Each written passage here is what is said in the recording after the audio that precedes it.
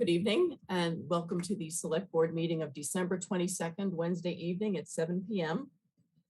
This meeting is being conducted remotely pursuant to Chapter 20 of the Acts of 2021 signed by the Governor. My name is Katie Conlon. I'm the chair of the board. Could we go around the Zoom room and introduce ourselves, please? Arthur Doyle, Vice Chair. Mike Zula, Secretary. Melinda Collins, member. Okay, and Mr. Wells is our fifth member, will be joining us a little bit late this evening. Mr. Dennehy? Mike Dennehy, Town Administrator, who is having a little bit of camera trouble this evening. Thank you, Madam Chair. Okay, thank you. We also have Linda Napoli, who is the Executive Administrative Assistant to the board. All right, so we'll call the meeting to order and we'll start with the Pledge of Allegiance. If we can post the picture of the flag on our screen. We'll start with the pledge.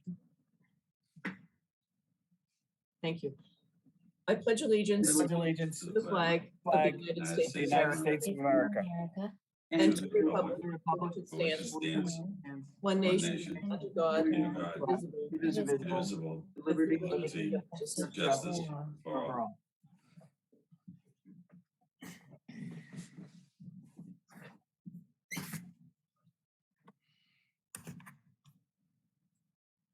Okay, thank you, everyone.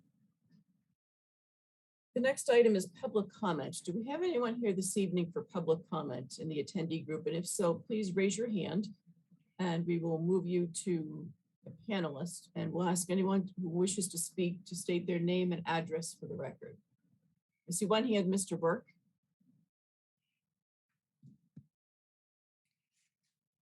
Okay, Mr. Burke, you could unmute. Great. Yes, good evening, Jerry Burke, Center Street.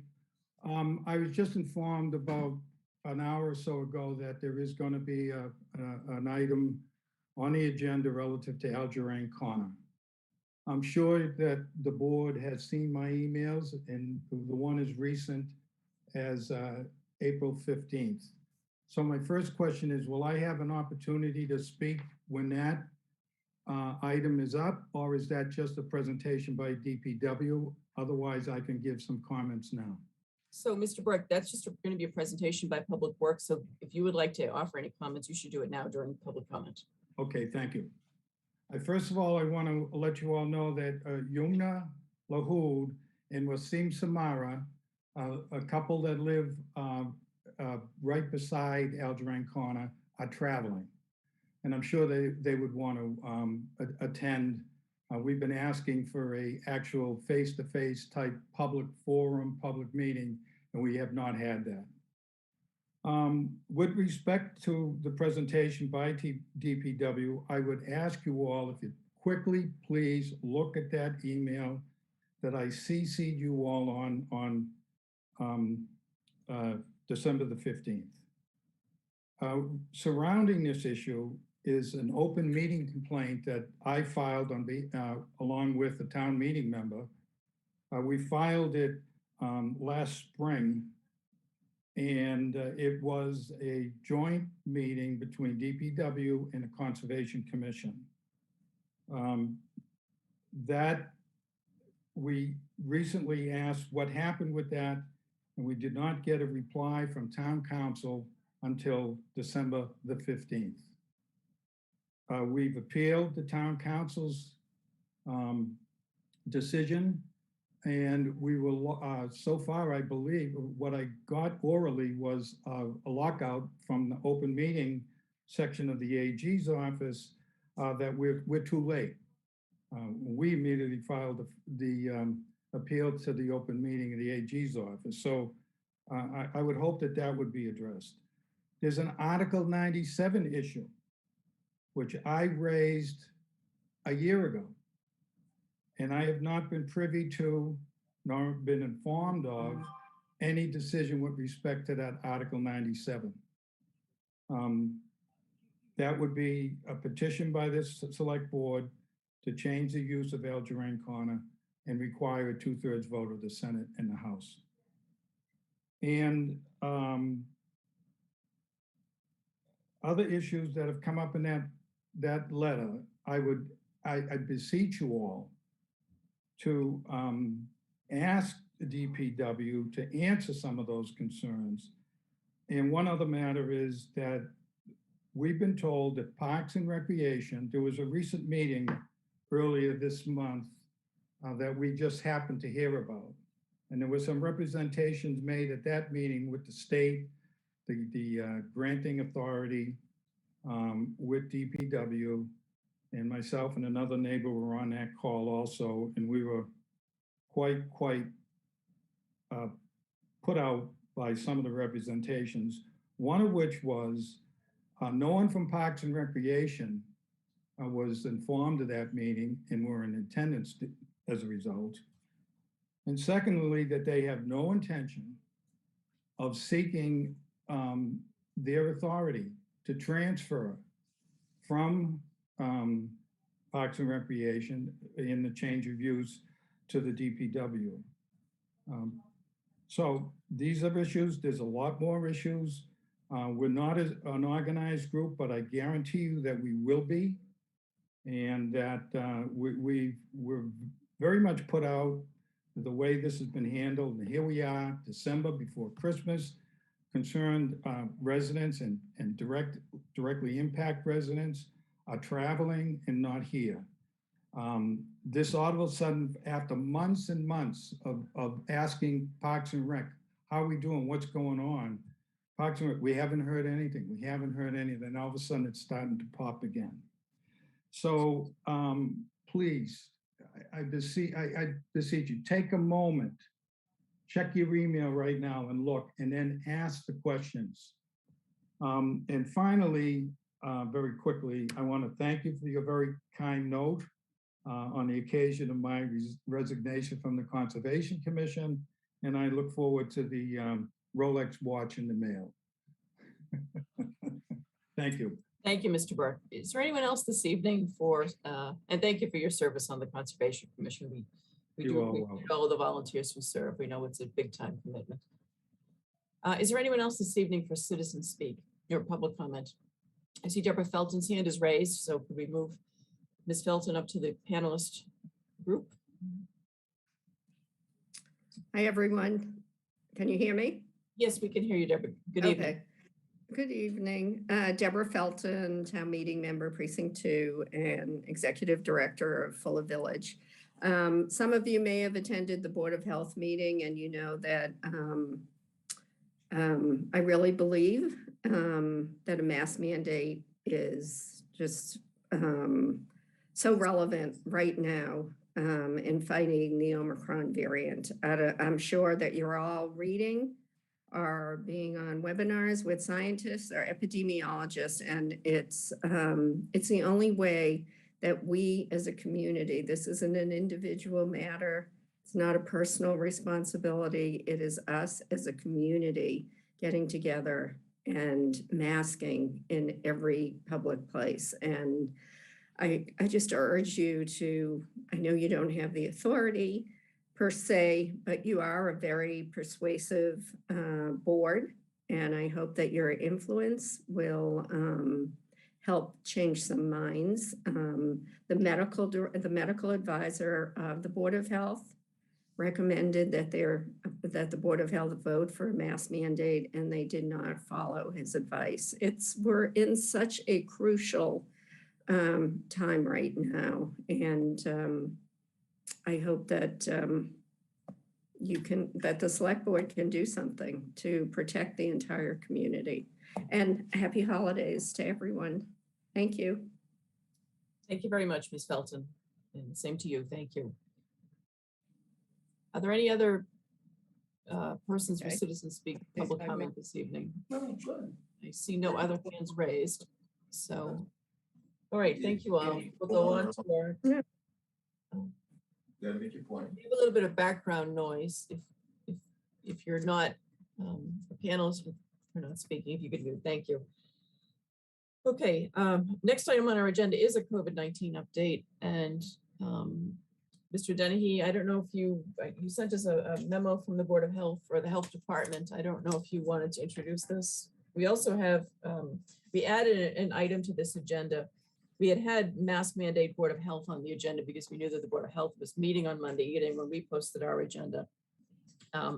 And we're not sure what action the Board of Health would take.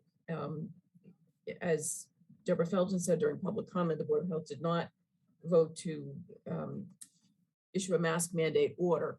So we've added item B to our agenda yesterday, which is a select board proclamation for a mask advisory. And town council has prepared a draft for us that everyone has received a copy of. It's in the package tonight.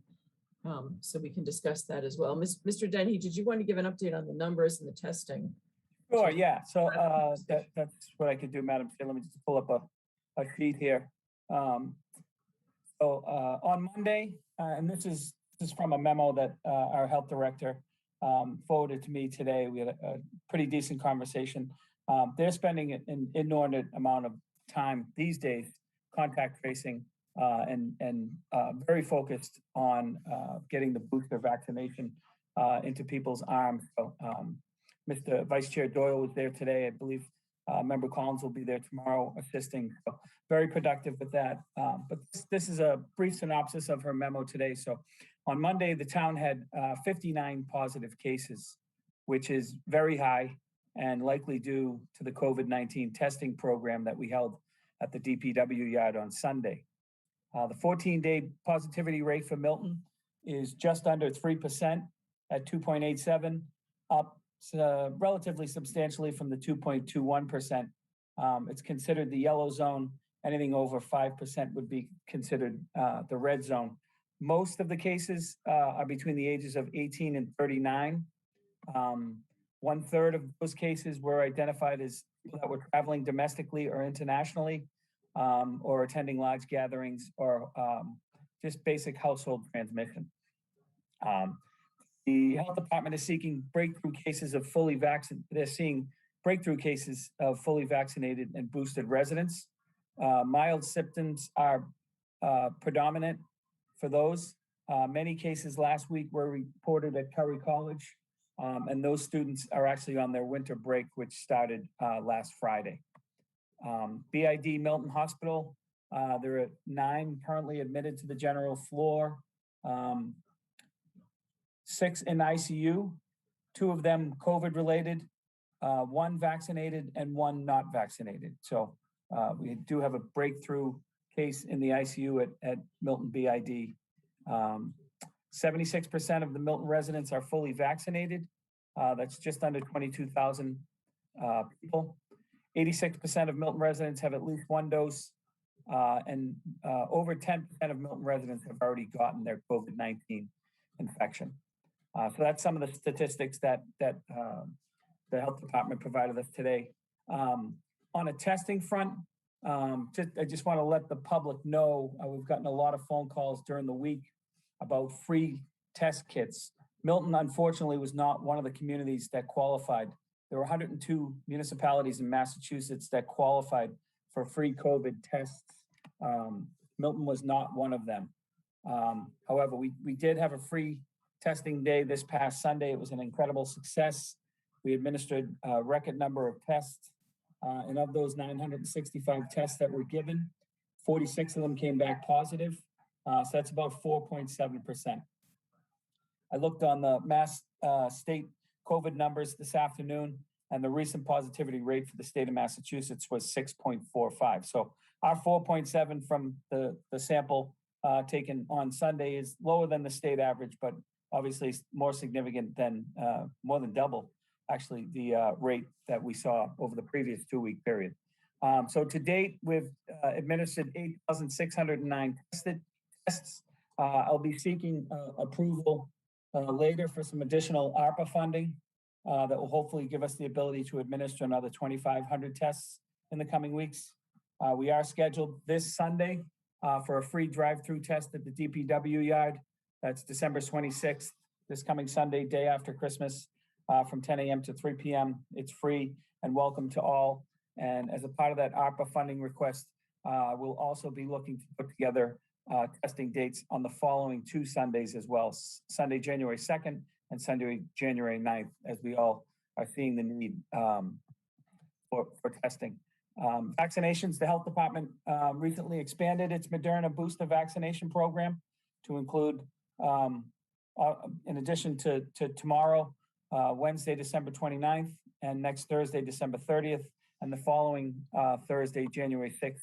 Appointments are required. You can go on the town of Milton.gov and go through the health department, or you can call the health department at 617-898-4886, and they can walk you through the appointments.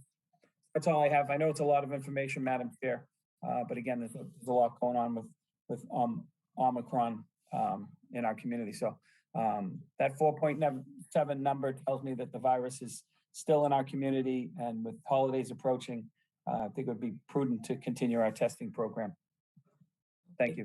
Thank you, Mr. Dennehy. And before we go on, if Mr. Dennehy or Mr. Napoli could move Mr. Wells from the attendee group to the panelist group, I see that he has joined the meeting. So thank you very much. Okay, so the issue then is, in light of the Board of Health meeting and not issuing a mask mandate, but issuing, I believe they've called it a strong advisory to wear masks in indoor public spaces. Would this board like to take action? We did have a little bit of discussion around this at our last meeting.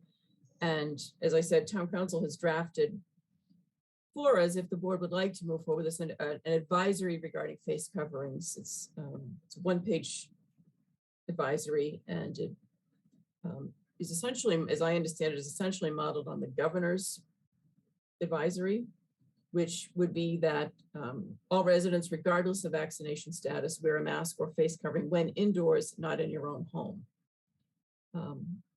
So everyone has seen the draft. What is the sense of the board in terms of our board issuing an advisory?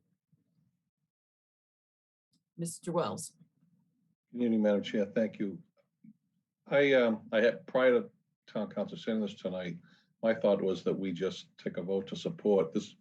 I concur with you. I think this is basically the same thing. I think that we should perhaps take a vote to adopt the governor's advisory and support that advisory.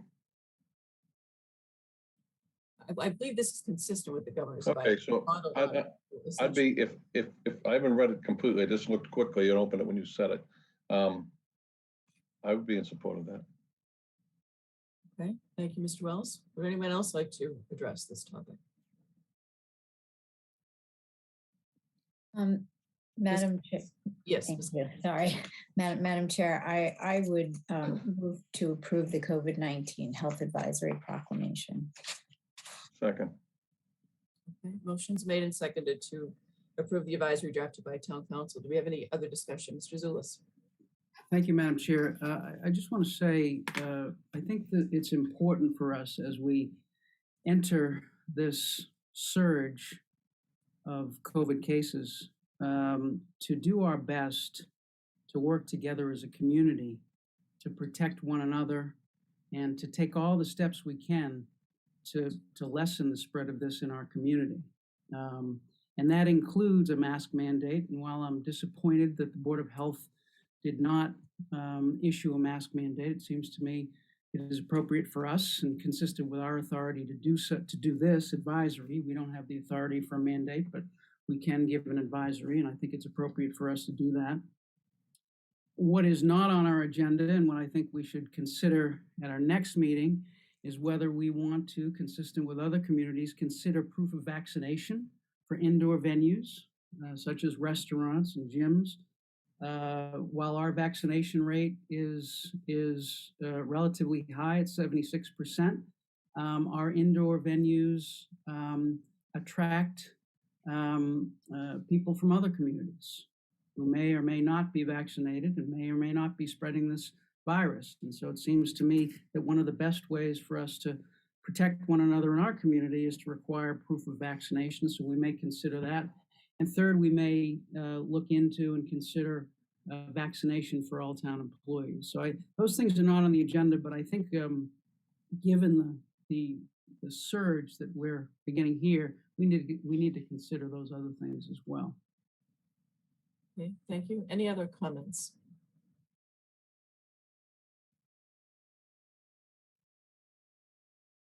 I'll just add, I am also disappointed that the Board of Health did not issue a mask mandate on Monday evening. I'm at the office. I'm in Boston right now, and Boston's had a mask mandate for a while now, so quite a few months. And by everything I've observed here in the Prudential Center where I work, there's compliance with it, and it's just typical. It's really become a habit, and I think Milton should follow the same lead that Boston has taken on this issue. So I think this is probably the strongest action that our board can take on the issue of masks, given that the Board of Health is the authority to issue a mandate rather than the select board, which we've clarified over the course of the past 2 years with town council and with the state and others, that that authority really rests with the elected Board of Health. So I see Ms. Collins' hand is raised. Ms. Collins. Thank you, Madam Chair. To your point, Mayor Wu, actually, when she was making the most recent announcement about mask mandates, invited people from surrounding communities or leadership from surrounding communities, because really it's more than a regional issue, but it certainly takes regional cooperation to hopefully stop this eventually. And so I echo everything that you and Mr. Zulus have said. Okay, anything else before we go to a vote? Then all in favor of the approving the advisory regarding face coverings? Mr. Doyle, Yes. Mr. Zulus, Yes. Ms. Collins, Yes. Mr. Wells, Yes.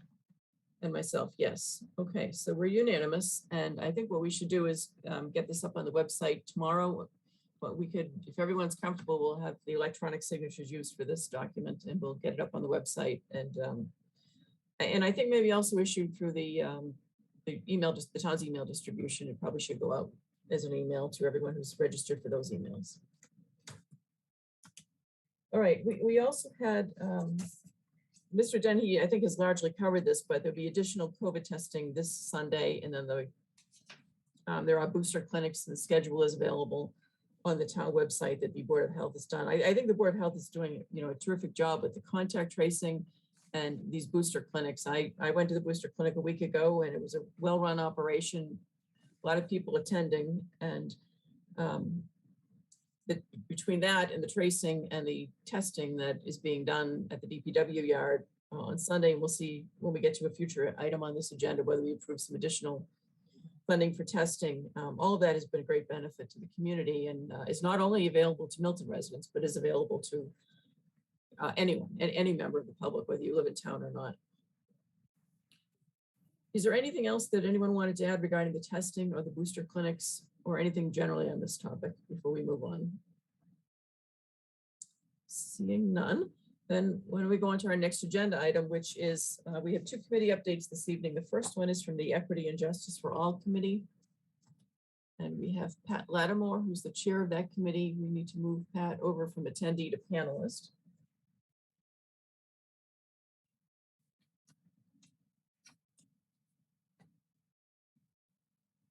Okay, I think we've done that. Good evening, Pat, and thank you for joining us tonight.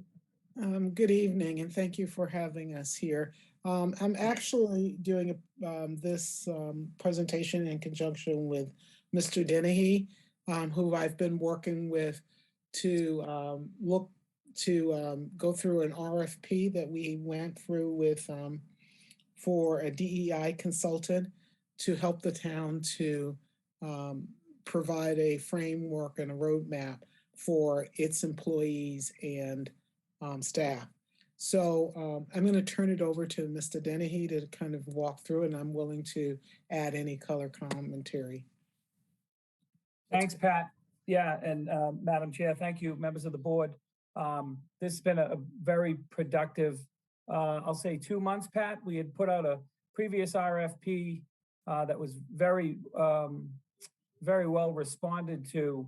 Unfortunately, we found it to be a bit ambiguous. So we met together as a group, myself, Pat Lattimore, our finance director, Karen Praval, and our chief procurement officer, Mike Kelly. We subsequently put a more refined RFP out, and I have to thank Pat and Karen for their extensive work in helping to refine this. We got a tremendous amount of interest in that, and over the course of the last 3 weeks, collectively, we've been putting together 2 finalists for a DEI consultant to be considered.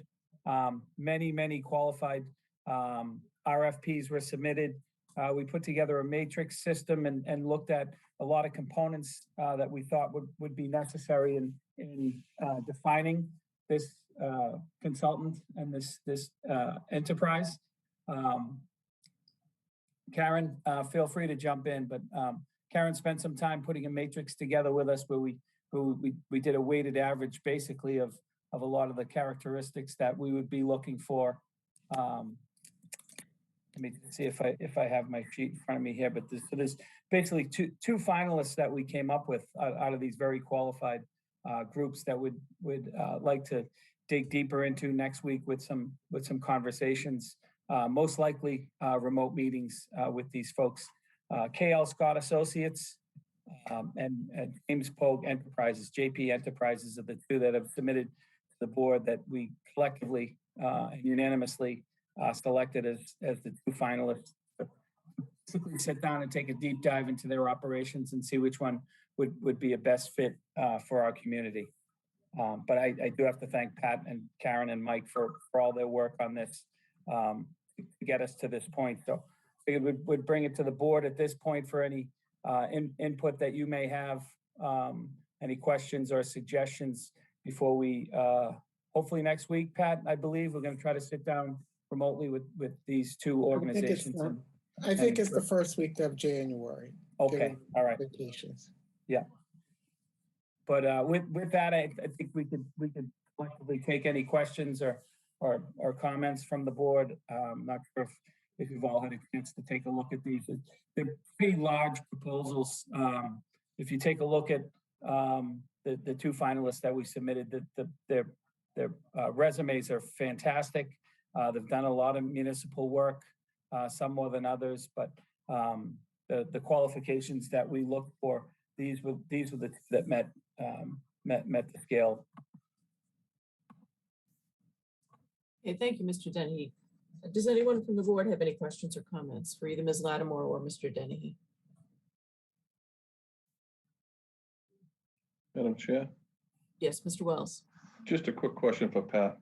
And you've been in this arena a long time, Pat. I've said this before, and you don't have to divulge who. Are you familiar with either of the proposals? Like are they organizations that you've been familiar with or worked with in the past? I have not worked with either of the two finalists. But as Mr. Dennehy said, one of the things that we did is that we created a rating scale, and part of what we looked at was the depth of experience that these people have. And of the two people that we chose, they have been in business for in excess of a decade, and sometimes 20 years. They've done multiple projects. They've also, both of them have significant experience or staff that have worked with municipal government. And so we felt that that was an important criteria. In addition, they seem to understand how, how to help us to develop policy, but also to bring training to the table too.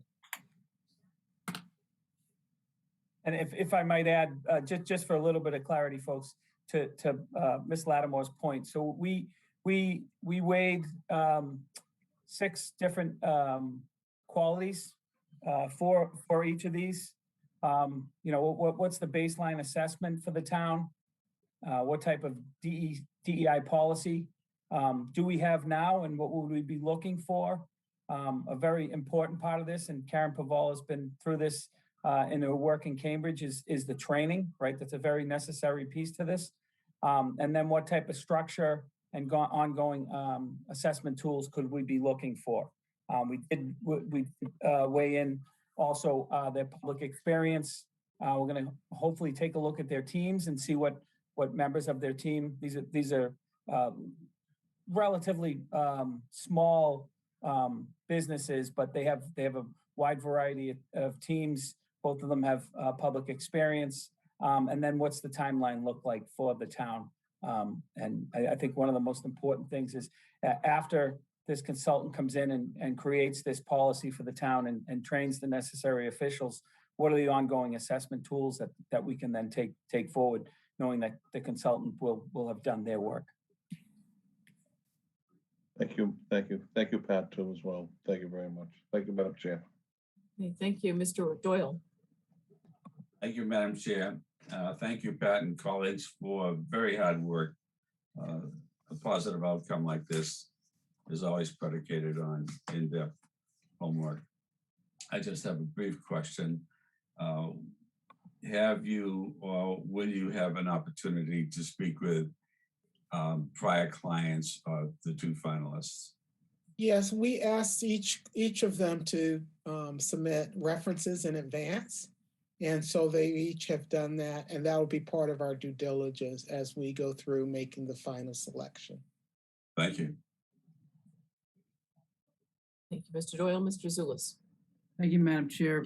Thank you, Pat. Thank you, Mike. I just want to make sure I understand the proposals. It appears that the one, KL Scott, is an Atlanta-based organization with a very impressive client list and also very impressive backgrounds and experience in this. And it appears that their bid was $49,500.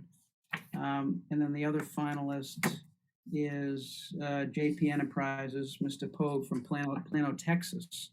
And it appears that his, I thought I understood that his proposal was $35,000. Is that the way? Is that correct on those two? I looked through the proposals. So, Mr. Zulus, no, yes and no. That's one of the reasons why we need to follow up with them. One of the pieces that all of the consultants in the RFP gave us what it would cost to do the assessment. And then they added on what additional costs. So like for training, because they don't know what the training is going to be. And so some of them said $35,000 for the assessment. And then here's how our training breaks out on either a per person or per class basis.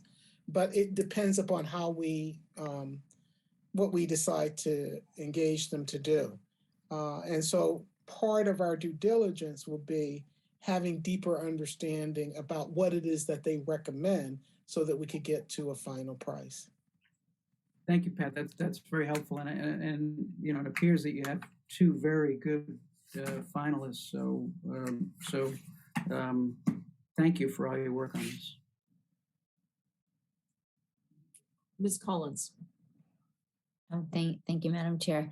Yes, Ms. Lattimore, thank you so much for the work. You had all those initial proposals come in, and that was a lot of work to look through those and then decide that you needed a deeper, more comprehensive RFP and then go back out. So I appreciate all the work. And I agree, they both look as if they could do a great job. And I have to say, well, I had emailed you earlier in the day that my concern is that, you know, this is a great first step, but we have room to build on that. Perhaps we may need some training or some other help. And then one of the other things, as you're clarifying, you know, what some of these estimates might look like, I don't think it's typical that the town has consultants who come who will have travel expenses, because as Mr. Zulus noted, they're both not from Massachusetts. They're not even from New Hampshire. So I don't know how that works, but I know that that's an additional part of the fee. So I just wanted to note that this is a really new thing for me anyway, in my time on the board, but thank you again. Yeah, we did note, and that's one of the things we need to clarify, how many in-person visits do they need to do and how many virtual visits. The other piece is that with Mike Kelly's support, we can actually do some negotiations around some things. So we're at the very beginning stages. So although people might have quoted us this is what our per diem might be. I would assume that most likely we'll get a flat price. I had a question also for Pat and for Mike. What is the timing that you're looking to try to bring a consultant on? And are we looking at funding this in the current fiscal year or the FY23 budget? So we're looking at, I should let Mike answer this, but I believe that, well, I know that you, as the select board, had authorized us to spend up to $50,000 on this in the current budget year. And so we are looking at this being a part of the FY, I guess, 21 budget. And one of the things that we're focused on is the timeline. The timelines appear to be between 3 to 4 months, but that's another piece that we need to verify. Okay, so given the amount of work that still needs to be done and talking with the consultancy, are you looking at probably starting in the springtime?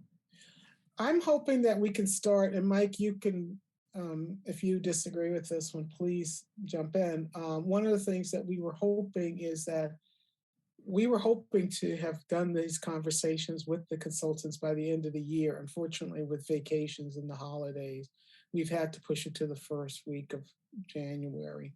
And so I am hopeful and at this point very positive that we can actually launch this initiative probably beginning of February. Okay.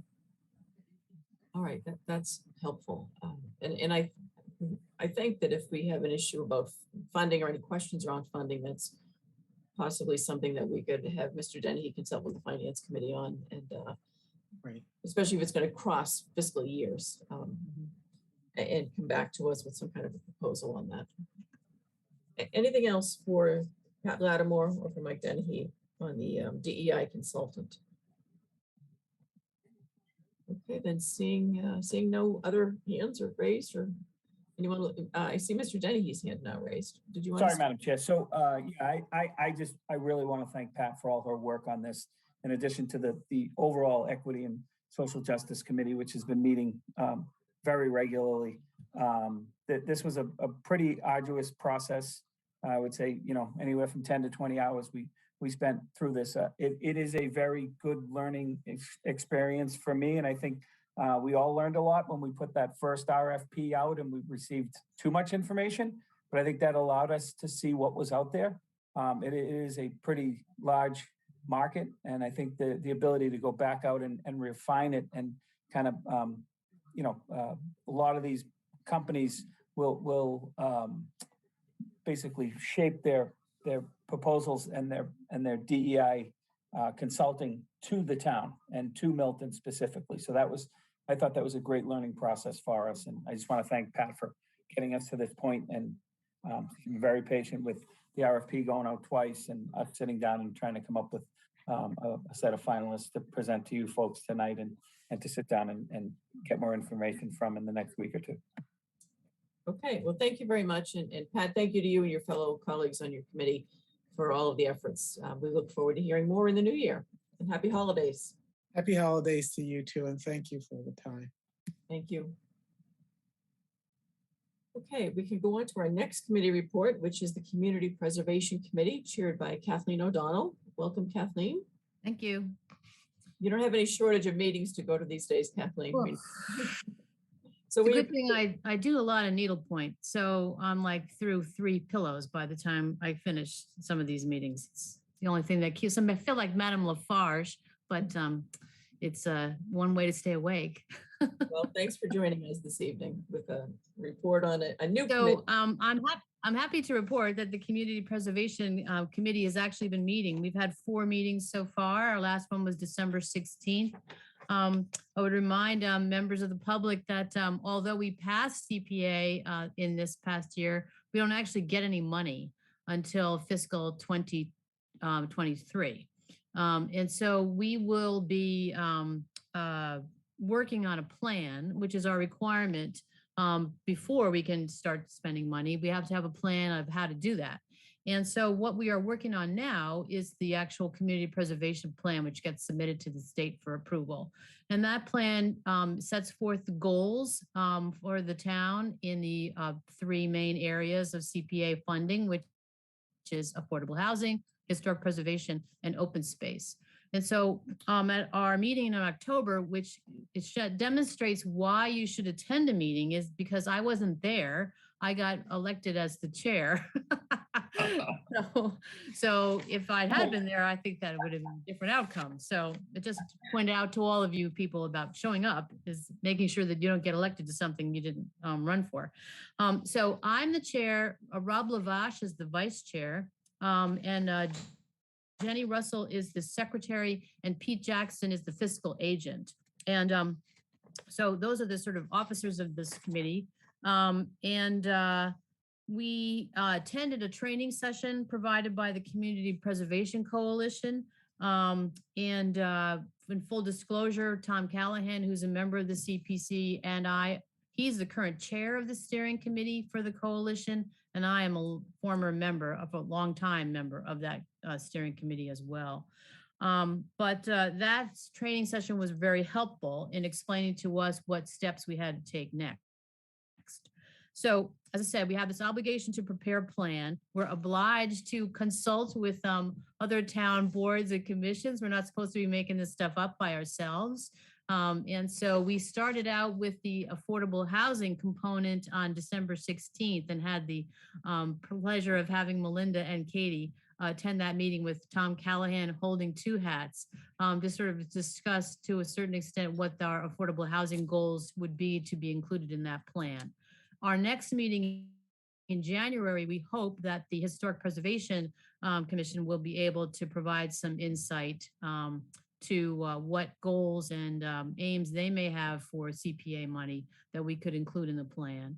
The final February meeting would be with open space and recreation to actually get some ideas from them as to what goals and aims we should include in the plan for those folks. We've divided up our committee into subcommittees to work on the components of the plan in those three areas. So community housing would be Tom Callahan, Rob Lavash, potentially me. Historic preservation would be Linda Weld and Joe Duffy. Open space would be Jenny Castle, Wendy Garpo, and me, because I'm still on the open space committee.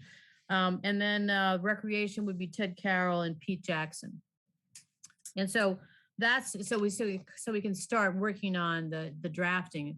The other component, and the important one for everybody listening to this section, is that the plan includes how to apply for CPA funds and what the criteria might be, and what the process would be, the timing of it, what kinds of materials people would have to submit, how the committee would decide which projects would then go forward to town meeting for approval. And so all of those components should be in the plan so that people would know, well, I've got this idea. I think that would be great to build walking trails someplace. And so the plan would sort of set forth, as I said, what kind of projects are fundable with CPA money, because that's always a question about what kinds of things can actually can qualify for CPA funds. And so all of that would be in the plan. And the intention is that we would have the plan ready for the beginning of fiscal 2023 in July. Pete has been meeting with the town accountant already to talk about articles for town meeting and funding for projects in the next fiscal year. And so our intention is to go forward at town meeting in the annual town meeting in the spring with articles to set aside the general 10% in each of the categories and the 5% administrative funds so that we can pay dues to the coalition and also to potentially get some part-time help to go through the projects as they get submitted. Let's see. I think that might be all that I wanted to say, but I'm here to answer any questions that you may have. Okay, well, thank you, Kathleen. That's a great report for this committee just getting started. Anyone on our board have any questions or comments? I see Mr. Doyle and then Mr. Zulus. Mike, go ahead. Well, that's right, Arthur. Well, all right. Thank you. Thank you, Arthur. Thank you, Kathleen. Just a thought, and I appreciate all your work on this, but a thought. One of the things that was put forth in the campaign to have this board approve it and have town meeting approve it, and then have the voters approve it, was the idea of using some of the funds, some of the historic preservation funds, for the new fire stations and the rebuilding of a couple of the fire stations. So a suggestion would be perhaps in meeting with historic preservation, perhaps you meet with the fire building committee, because I know they had worked on some aspects of those buildings for which CPA funds could be used, and they actually had a dollar figure for those amounts. So I encourage you to do that, because that was one of the things that was really proposed in passing the CPA. But that's good. I mean, I should have mentioned that as part of the plan process, we do have an obligation to, as I said, meet with all interested committees and boards to put those elements into the plan, and we also have to have a public hearing before the plan gets finalized.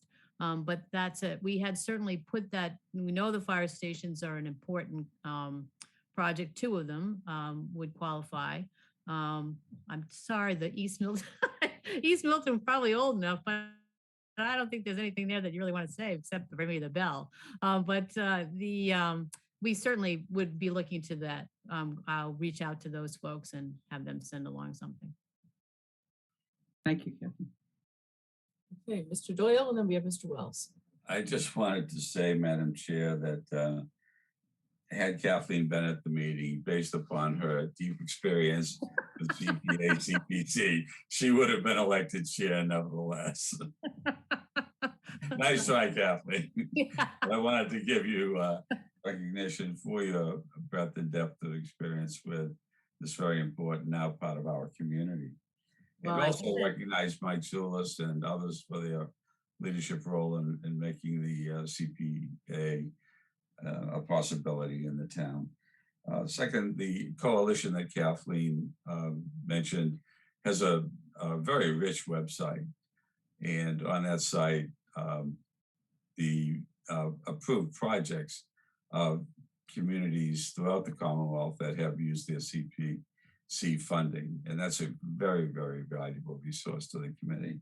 And the only other point that I wanted to make is that all of this is ultimately subject to town meeting, that the projects will ultimately be put before the town meeting for final funding approval. Is that not right, Kathleen? That is. All we do is make recommendations. We don't actually spend the cash. Thank you. Thank you, Mr. Wells. Kathleen, I know why that light is burning so late at night every night. Oh, you don't notice that, you're not out that late. I am. It's needle pointing, Richard. Yeah, I know she is. Her and my mother too does the same thing. So to Mr. Zulis's point, Kathleen, just as the liaison of the fire station building committee, they're already like preparing. They've identified the monies and they're very familiar with the timeline. So I'm sure they will be coming to see you at some time in the not too distant future. I don't think they're actually looking for money for this for Fund 23, but I'd say maybe 24 or 25, they definitely would be. As this project takes off and takes reality of life. And it's also the Milton Landing Subcommittee, which is dealing with 25 Wharf, which is the Milton Yacht Club, the oldest building. Yep. Bill Ritchie's has done some great background work, as Mike Denny knows, on outlining a couple of things on that building that CPA money definitely could be used for on the exterior. And we are already preparing, like ready to go, so that when you're ready, we want to be shovel ready for you. So, thank you for that, and have a great holiday, and stop working so much, will you?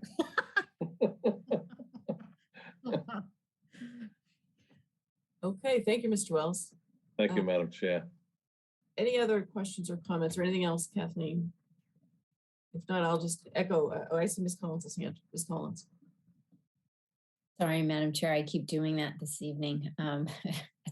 the 11th hour. Thank you, Ms. O'Donnell, so much.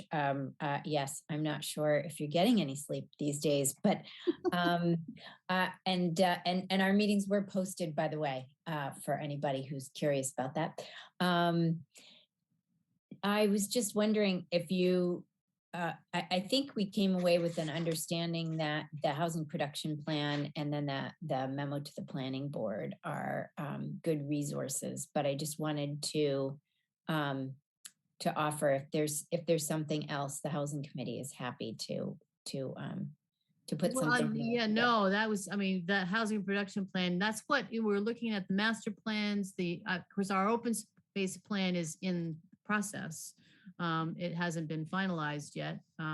But, those kinds of plans are certainly excellent resources for the committee to start to take a look at and then reach out to those components, those organizations and entities that are listed in there. And so, yes, the presentation that you've drafted to go to before the planning board on the affordable housing component is great. Okay. And I note that on the agenda for tonight that there is, of course, there's a typo. It's not a conversation, but apparently it would be conservation land that would go through a process of Article 97. I'm actually doing that in another town right now for a paying client. So that's a site that I know that town planner, assistant town planner Allison Quinn has researched for potential for some affordable housing potential, perhaps.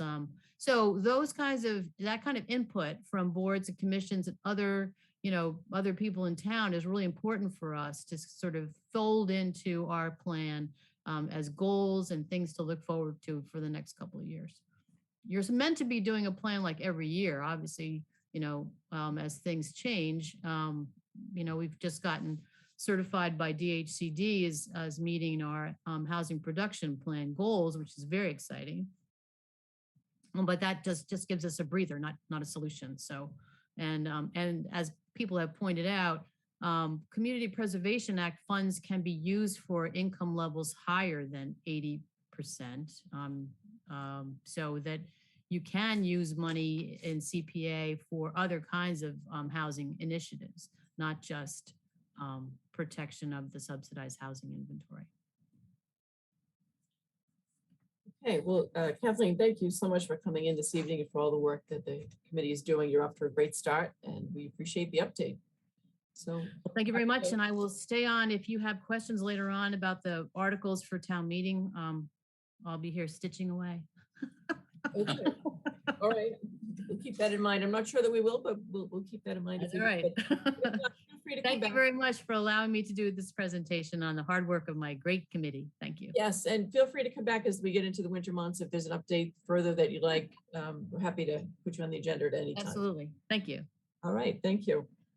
Okay, then with the members' consent, I think we should move on to number 9, since we have both our DPW Director Chase Berkeley and the Town Engineer Marina Fernandez here now. I don't see anyone else who'd be waiting for any other topics. So if everyone's agreeable, we'll move up item 9, which is an update from the Department of Public Works on the Algerine Corner project. This is at Pleasant Street and Center Street at the intersection. And they're going to talk to us and give the public as well as the board an update on the stormwater project that's being proposed for this site. So, and we also have our town council, Kevin Freitag, available on the line if there are any questions. So welcome, Chase, and welcome, Marina. Thank you. It's a busy week, we know. Thank you for coming in and waiting this evening. Thank you, Madam Chair, and thank you for your time tonight, members of the board. So yes, so we're here to talk about a project that relates to the Unquity Brook Gulliver Creek watershed, which has been one that's been a focus of the town for quite some time now. So we have water quality samples dating back to 1996 through various efforts through the Neponset River watershed in collaboration with the town. So it's been looked at for quite some time. It is a water body that's listed on the EPA's impaired waters list because it contains pollutants such as E. coli. So one of the projects that relates to this, which we'll be presenting on tonight, is what they call a non-point source stormwater treatment method. So what that means is when it rains out, water runs off of people's roofs, people's driveways, lawns, roads, and any other impervious surfaces. And that water then gets collected by our stormwater conveyance system and transported to the local water bodies. And so, you can build infrastructure, both man-made and natural, to harness the cleansing effects that plant life and certain stormwater control structures can perform on that water prior to it getting to the water body. So what that boils down to is we can remove sediments, trash, and use plant life to remove nutrients that are harmful to the receiving water. So in the case of Gulliver's Creek and Unquity Brook, there's somewhat of a unique dynamic where there are certain water life forms that migrate from salt water to fresh water for spawning purposes. And that's a very sensitive ecosystem. So all that kind of plays into why Unquity Brook is a focus of these non-point source efforts. And so there's been a series of projects, and I won't steal Marina's presentation from her, but she'll go through them. But there's been a series of projects constructed by the town in this effort to help cleanse Unquity Brook's water quality. So I'll turn it over to Marina, and then we're of course here to answer any questions you have about the project. Thank you, Chase, and thank you, the board, for having us. I'm going to try to share my screen. Make sure that it works. Can you see my screen? Yes, we can. Excellent. So let me just make sure that. So I just put a very quick presentation to give you a little bit of the background and what we have been working on thus far. So as Chase has alluded to, this has been studied for many years here in town prior to, I believe, Chase and myself being here. And it started most recently with CZM awarding as a grant with the Neponset River Watershed Association, which performed a study of Unquity Brook and then moving on to us developing, understanding that there are 4 sites that were the most appropriate sites for infiltration basins and what we call green infrastructure to be constructed on. We went along and constructed one in 2018, 2019. If you are interested in checking that one out, that's in place behind the police station. And then in 2020, we received a grant for the design of Algerine Corner, which is what we're going to speak about today. And then just most recently, we have now received a grant for the construction of Algerine Corner. It's a 75% grant, 25% match. And also another design grant for Cunningham School, wooded area behind the school. And Ms. Renee, just for the viewing public, CZM, could you define that, explain that? CZM is the Coastal Zone Management. It's a state grant. And I will speak in a second as to, a lot of folks don't think of Milton as a coastal community, but we are. Unquity Brook discharges into the Neponset River watershed, and then it goes into Boston Harbor. So we do receive grants because the state does see that as an important piece of cleaning up the harbor. Thank you. Thank you. Yes, please, if there's any questions, sometimes we're living through this, so it's tough to understand that other folks actually have questions about some of these items, the soup letters. So the town of Milton is very well positioned to receive these grants and then to move forward with construction, and most importantly with the operation. The DPW has done a wonderful job in terms of there is a stormwater utility, so we are well prepared to take into consideration the operations of these facilities through the DPW days in and days out. And we have, there are other, in addition to the police station, there are other sites around the town, and they provide various benefits. If you are wondering what green infrastructure is, and is what Chase just explained, it's the ability of construct or allow the natural features to receive the rainfall or intercept stormwater in order to capture that into the ground and therefore replenishing the aquifer, allowing for evapotranspiration, all of the things that are naturally occurring. I'm not going to get into too much details, but there's definitely a lot of social, environmental, and economic benefits to a project like this. It does improve water quality, improves the habitat of the fish. Most specifically to our project is the rainbow stout. And also we improve erosion and sedimentation controls of the area. The Unquity Brook watershed study, again, it was performed in 2016. It collected 18 samples during dry weather and wet weather, 18 different sites of the Unquity Brook. And it indicated that Unquity Brook was suffering from a wet weather event, specifically pollution from runoff. Again, those are pollutions that come in from dogs, waste on the roads, as well as just basically runoff solids and other runoff that's capturing that pollution. The Algerine Corner, which is the site that we're talking to you about today, it's approximately 58 acre residential watershed just above the corner, which you can see on the right hand, lower right hand of the slide. Again, it is a habitat, the Unquity Brook, it is a habitat for rainbow smelt, which we're hoping that it would see some benefits from this project. And the site is designed to treat high levels of bacteria, nutrients, and TSS through in solids through the benefits of sun and as well as natural occurring mechanism of the soils. And again, we're also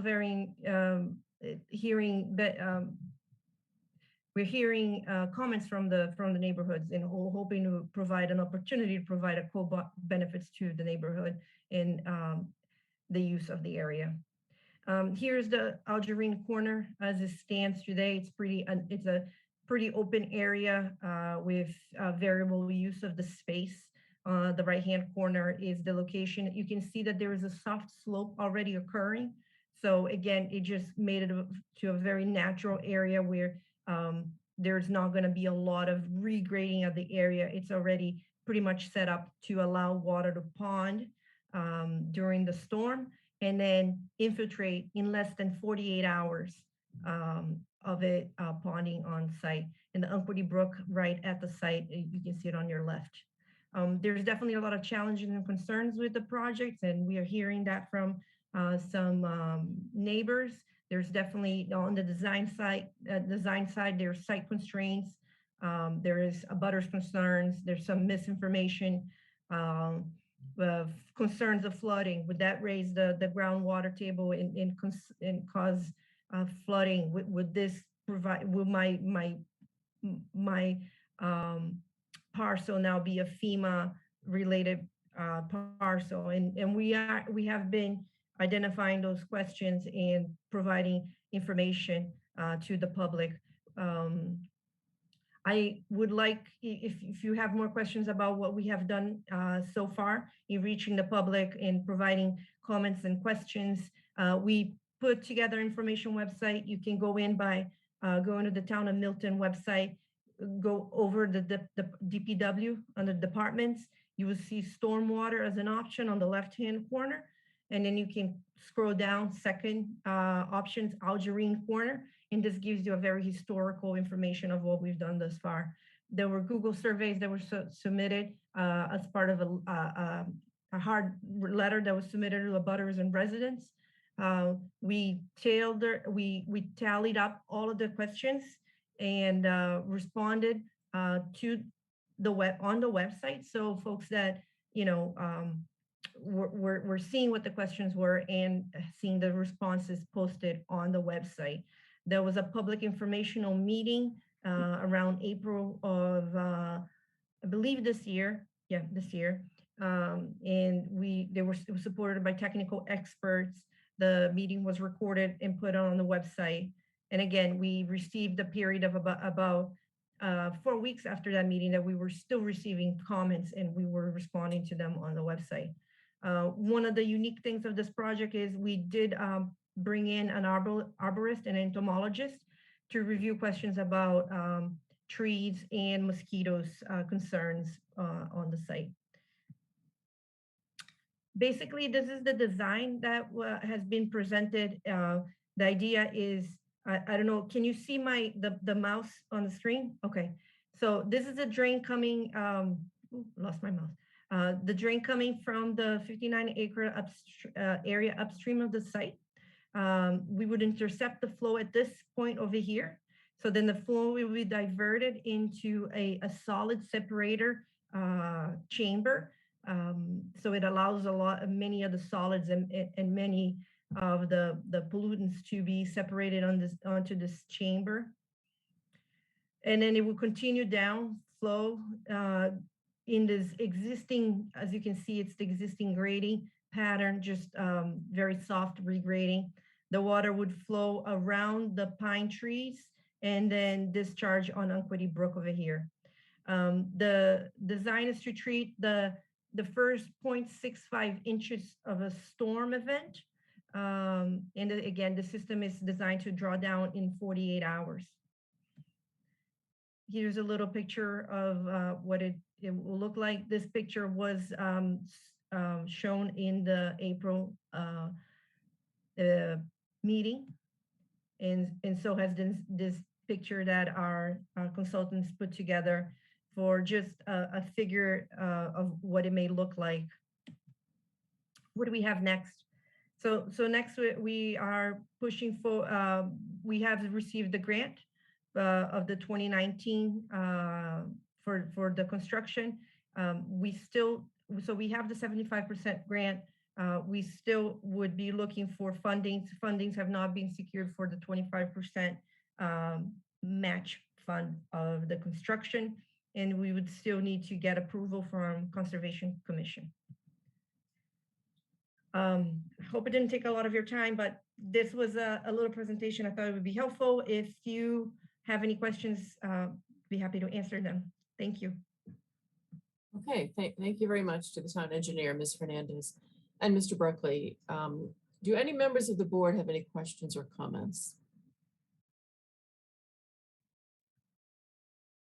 Madam Chair? Yes, Mr. Wells. Thank you. I just want to thank both Chase and Marina for coming in. I spent a significant amount of time with you, Chase, and some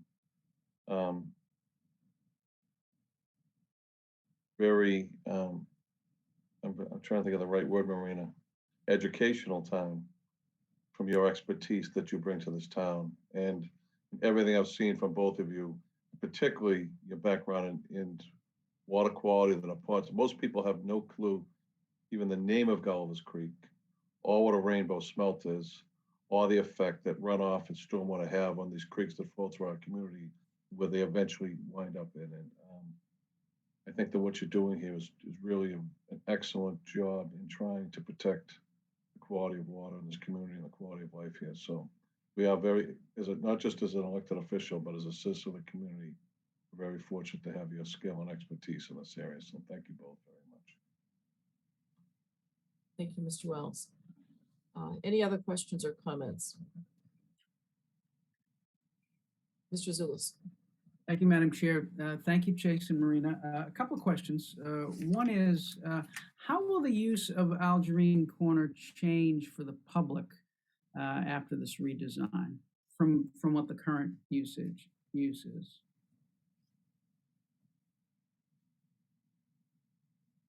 So the intention is to keep it a passive open space and not change that. So the daylighting of stormwater is a new condition that this project will build. So water will, when it's raining out, run through the land and meander through the property to Unquity Brook overland. And then there'll be a period, depending on how much rain we get, where that water will linger until it gets either absorbed or finishes running off into the brook at the edge of the parcel. And so there'll also be new plantings that are put in as part of that meandering path. And those plants species are specifically designed for nutrient removal and water quality benefits. So is it fair to say, Chase, that when there's a water event, when it rains, that the use will be curtailed somewhat because it will be wetter there? I guess it depends on which use you mean. Yeah. So if Just you walking through it, just kind of passive use. Is it? Yeah. I'm trying to get a sense of what will change about it. Got it. Yeah. You'd be walking through the path of water if you wanted Right. to walk across it. Yep, for sure. Got it. And will with the plantings, with the putting the plantings in, will that make the area of use smaller for the corner? I guess it necessarily will, right? Or will it be replacing existing plantings? Yeah. So it's replacing grass. So where Okay. there's grass now, there would be plantings that are taller. Okay. Yeah. Okay, fair enough. And then just a couple of Mr. Burke had mentioned his email. He had a couple of questions, and I just want to put those out. There was one question about the park commissioners and whether the park commissioners would have to vote for a transfer here. I'm not sure if you know that or if that's your expertise, but I just wanted to give you a chance to respond to that. Sure. Yeah. So the answer is we're not sure yet. We've asked town Okay. council to look into whether or not the Parks Department is in control of that land. That's what we assumed at the very beginning. So about a year ago, our former town engineer, John Thompson, presented to the Parks Department at a meeting on this. There was a site walk held for them to get familiar with the site. And I have to credit a couple of people, one being the Milton Historical Commission, because they were able to dig up a lot of context about how the town came to acquire this land. And John Cronin also was very helpful in explaining kind of the history of how he understood it, that parks, so essentially the Parks Department has been mowing the grass and maintaining this parcel for quite some time. So that's a question we posed to town council to do the diligence on the title and to find out, who the true owner is and what permissions we need to seek. So we certainly intend to ask everyone we need to for permission to use the land for this purpose. Okay, and that's helpful. Thank you, Chase. And do you know yet, there's another question here, whether there would need to be a notice of intent for the Conservation Commission to hold a hearing and approve the plan? Do we know yet whether that's going to be required? Yes, it would be. We're well within the buffer zones. Yep. Okay. The brook actually runs through the parcel. The parcel continues on the other side of the brook. So we're definitely within the jurisdiction. Okay. Thank you, Chase. That's very helpful. And thank you, Marina. Appreciate it. Okay, thank you. Anyone else? I thought I saw another hand raised. Ms. Collins. I think my question was answered, but I did want to say that I was on the Conservation Commission 20 years ago, and Unquity Brook has been a tough nut to crack as far as how to clean it up. And I don't know that we have many options. This may be the best. And I want to say I appreciate Ms. Fernandez that you went out and found an arborist and an entomologist in response to Mr. Burke's concerns. I think that was the right thing to do. And it, as I think you said to me, it made it a better project. So thank you. Chase or Marina, what is the next step here, or the next series of steps in the project?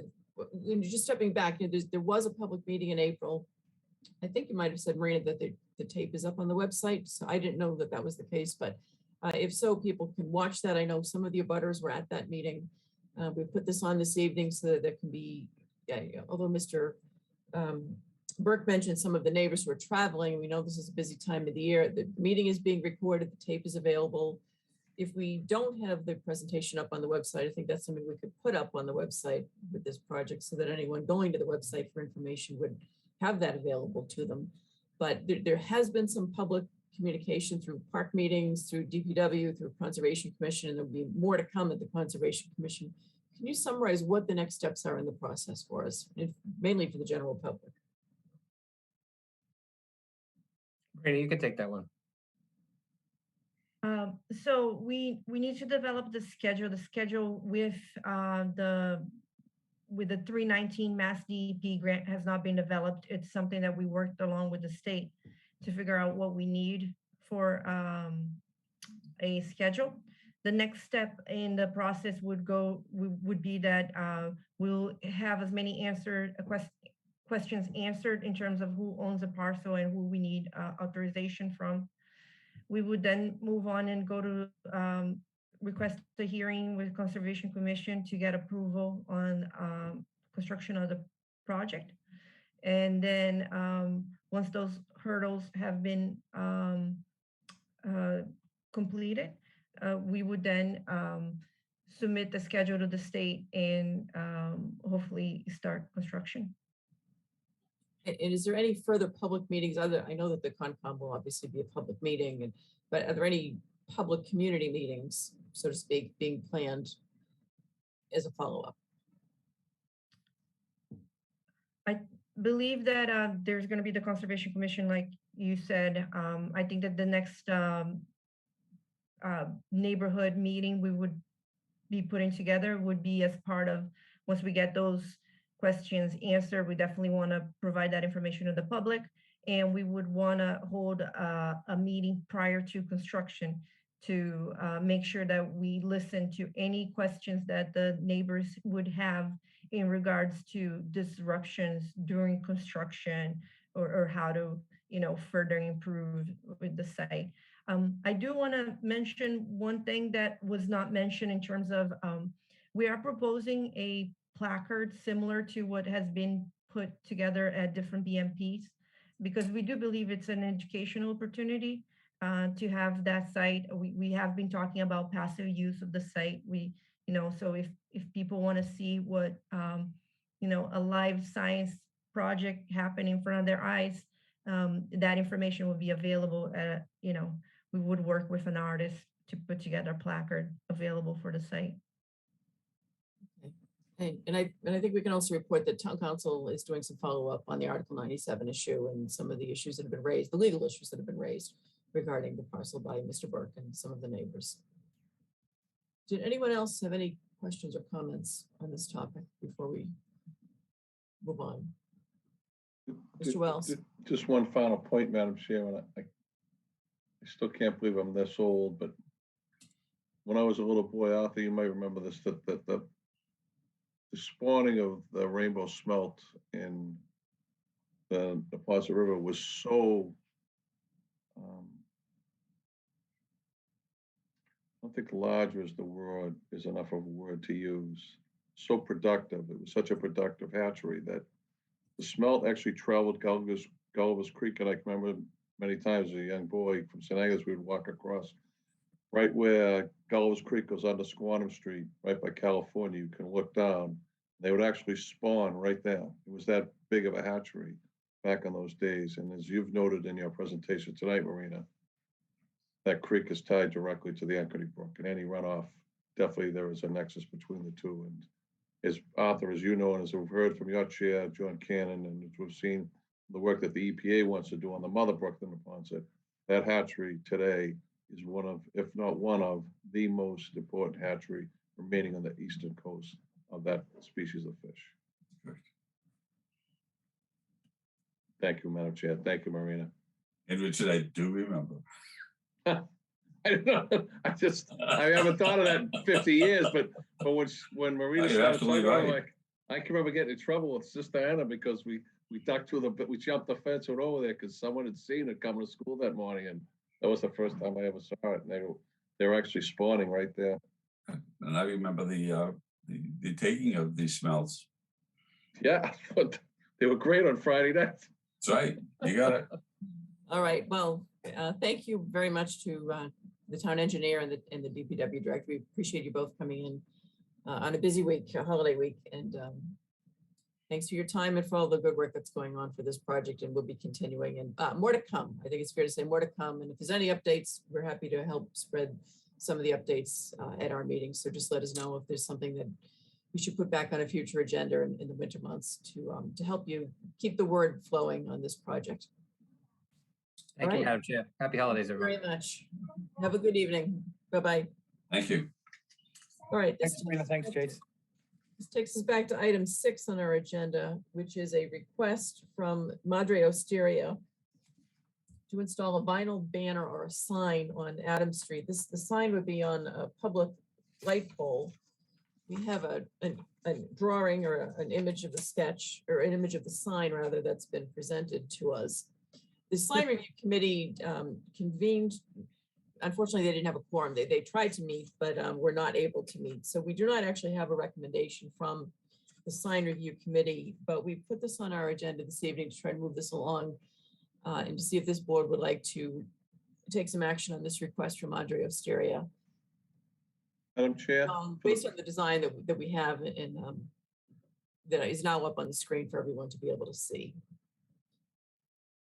So do we have any questions or comments? And Mr. Dennehy may be able to provide some additional detail. I think the town planner is usually the person who interacts with the sign review committee, but is not with us this evening. So yes, Mr. Wells. Thank you, Madam Chair. So for the purposes of history, when 88 Wharf first opened, it had a similar type sign. It wasn't mounted on the pole. They used to put it on the sidewalk and take it in and out, similar to how the farmer's market does. And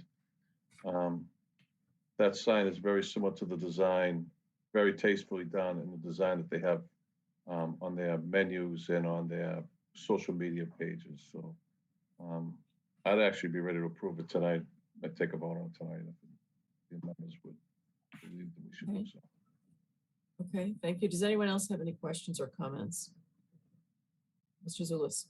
I'm happy to move forward as well. I'm glad we have a picture so we know that it's not a huge electronic billboard. So we won't get in any trouble. No, it's a very tasteful sign, and this is a difficult location to let people know where, especially out of towners or someone who's not familiar with the riverfront. And we know from recent efforts regarding Wharf Street that there are still people in town who maybe they're new to town, maybe they've been here for a while, but don't know that there is a real resource at the waterfront. So the restaurant is a new restaurant, and it's not the easiest location to find. So this sign would provide some good wayfaring opportunity to help advertise and direct traffic to the right location. I'd make a motion to approve the sign as designed, Madam Chair. Well, actually, okay, Oh, good. We have a motion made and seconded. Mr. Doyle had his hand raised, so I wanted I was just going to say, if Richard's earlier comment was indeed intended to be a motion, that I'd be pleased to second. But I'll I think take it. Mike has, so we're in good shape. All right, so the motion is to approve the sign as presented. Do we have any other discussion on the motion? Then all in favor of the motion, Mr. Doyle, Yes. Mr. Zulus, Yes. Ms. Collins, Yes. and Mr. Wells. Big yes, yes. Yes, and myself, yes. Okay, thank you. Sorry about that. I think I saw Mr. Dennehy raise his hand while we were voting. Did you have something, Mike, that you wanted to add?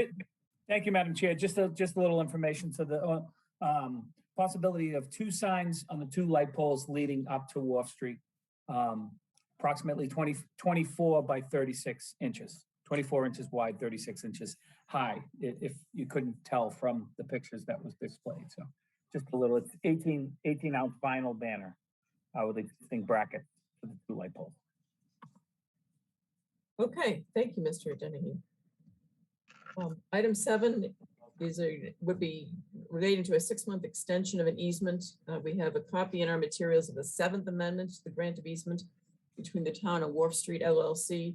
So I think the motion would be to, if we're willing to approve and sign the 7th Amendment to the grant of easement between the town and Wharf Street LLC. If anyone would like to make that motion. I'll make that motion to approve the extension of an easement at 41 Wharf Street from Wharf Street LLC to the town of Milton. Okay, specifically the 7th Amendment to the grant of Right. easement. Oh, right. Sorry, I meant to That's say not that. in the draft of the motion. Right, no. I'll I second. take that as a friendly amendment. Okay, thank you. And this would extend out through June 30th of 2022, the easement. It was seconded by Mr. Doyle, I believe. Any discussion on the matter? And then if not, all in favor, Mr. Doyle, Yes. Mr. Zulus, Yes. Ms. Collins. Yes. I see Mr. Wells has stepped away. Can you hear us, Mr. Wells? Okay, and myself, yes. Okay, thank you all. Next, we have the hazardous mitigation plan. I don't know if we still have Mr. Berkeley with us. Looks like we do, if there are any questions. This is something that we've taken up previously. Former environmental coordinator Erica DiGiannato had presented it to us along with MAPC and had done a lot of work on this. As I understand it, FEMA has now approved the plan and it's back to us for a vote. Any discussion or anyone like to make a motion? Madam Chair, Mr. Doyle, I move to approve the hazardous mitigation plan as approved by the Federal Emergency Management Agency for Milton, Massachusetts. Second. Ms. Collins. Thank you, Madam Chair. I have a friendly amendment. It's the hazard mitigation plan. Okay, I'm not sure what was, maybe I missed it. It's not hazardous. It's the hazard mitigation plan. Oh, okay. Hazard. That's all. Okay. And Accept that. thank you. And Mr. Berkeley is still here. I do have a question. Okay, Ms. Collins. Hello, Mr. Berkeley. Thank you for staying for this. I read it. It's wonderful. I did get to attend at least part of one of the public sessions, which are great. I had the last one I attended. The previous one was in person, and but the online worked as well. And when I read through the plan, I noted there are just a few things that, and I couldn't name them right now, but that were suggested that be worked on. And I just wondered, is that something that the new, because I understand we're going to have a new coordinator. So is that something that the new coordinator would work on? I was just curious, but it's a wonderful plan. It really is, and it got a lot of compliments from those who reviewed it. And I can't remember exactly who did review it. Sorry, I've been reading a lot of stuff lately. No worries. Yeah, so obviously the environmental coordinator position would have a big role in it because a lot of these hazards are natural disasters and happen out in the elements. But there is a significant component to building mitigation and building hardening. So there's the consolidated facilities side that also has potential to protect those properties and buildings. So by adopting this plan, we unlock the town's eligibility to receive grant funding towards working on some of the identified hazard risks that this plan identified. And just a reminder, this is a plan update of the original hazard mitigation plan. So, there was a previous plan, and a lot of the hazards are the same or very similar, and just added on, what we've learned over the last 5 years by doing this update. So hopefully that answers your question, but yeah, so it's a shared role for sure amongst all town departments. Okay. Thank you very much, Mr. Berkeley. Thank you for staying. Is there anything else then on the hazard mitigation plan? Seeing nothing further, then all in favor of the motion. Mr. Doyle. Yes. Mr. Zulus. Yes. Ms. Collins. Yes. Mr. Wells. Yes. And myself, yes. All right, thank you. And thank you, Mr. Berkeley. Have a good evening. We are now on to the Finance Committee's report and some recommendations relating to funding under the American Rescue Plan Act. Mr. Zulus. Thank you, Madam Chair. The Finance Committee has met twice in the last few days. We met on Friday morning, I believe it was the 17th, and then again this morning, and have reviewed some proposals for ARPA funding and have 3 recommendations for the board. The first is a recommendation that the select board appropriate up to $235,573 of ARPA funding for the Milton Public Schools Project 2, the school nursing support, to fund a district-wide school nurse for the remainder of FY22 and for FY23 and FY24. This item was in the second priority. As the board is aware, we have appropriated funds for the behavioral health and social emotional learning specialist and for the Pierce Middle School Adjustment Counselor. The second part of the first priority, the kindergarten aides, the school department is refining that proposal and in terms of the financial impact of that, and so that may come back in the future. And so the Finance Committee moved to the next priority and has sought, particularly given the nature of school enrollment and the needs in this time with the explosion of COVID-19, this has only exacerbated the need for additional school nursing support. And so the Finance Committee has recommended that. Madam Chair, I don't know if you want me to go through all 3 and take them all at once, or if you want to take them serially, separately. Well, I guess I could go either way on it. It's probably not going to take very long to talk about the other 2. Do you want to just cover what they are? So Sure. we have a discussion of what the broad request is, and then we can vote them separately or as one. Sure. Thank you. The second recommendation is that the select board appropriate $255,000 from the county provided ARPA funding for the Milton Housing Authority's top two priorities, and those are kitchen renovations for 12 family apartments in the amount of $240,000 and rent arrearages in the amount of $15,000. The Milton Housing Authority had presented proposals totaling $415,000 that included some has included and does include some additional items, but these are the top 2 priorities. The 12 family apartments are in houses that are more than 100 years old, and so there are issues. And these 12 family units run by the Milton Housing Authority really are in dire need of having their kitchens updated.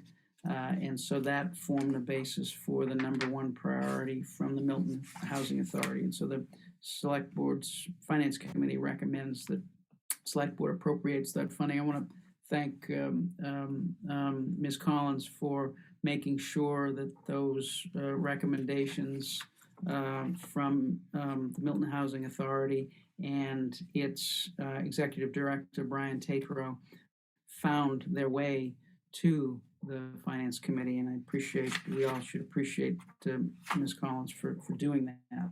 And the third recommendation from the Select Board Finance Committee is the recommendation that the Select Board appropriate up to $250,000 from our U.S. Treasury provided ARPA funding for COVID-19 testing in Milton. And again, this is given the rapidly developing circumstances.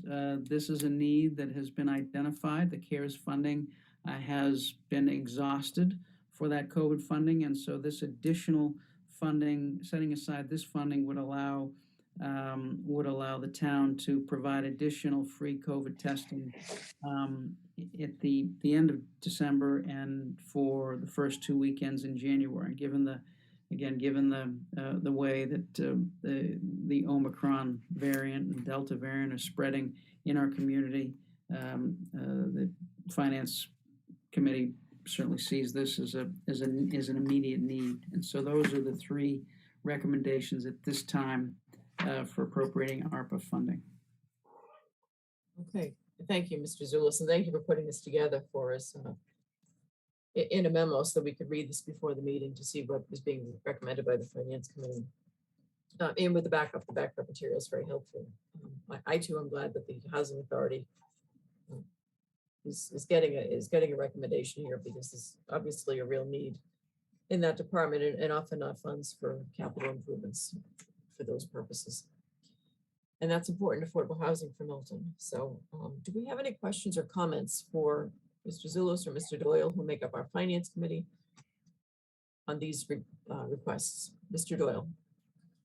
Thank you, Madam Chair. I just wanted to note on the first recommendation that as these are ARPA funds, they are earmarked specifically for a district-wide school nurse, and those funds cannot be used for another purposes. I understand the requirements. Okay. Thank you.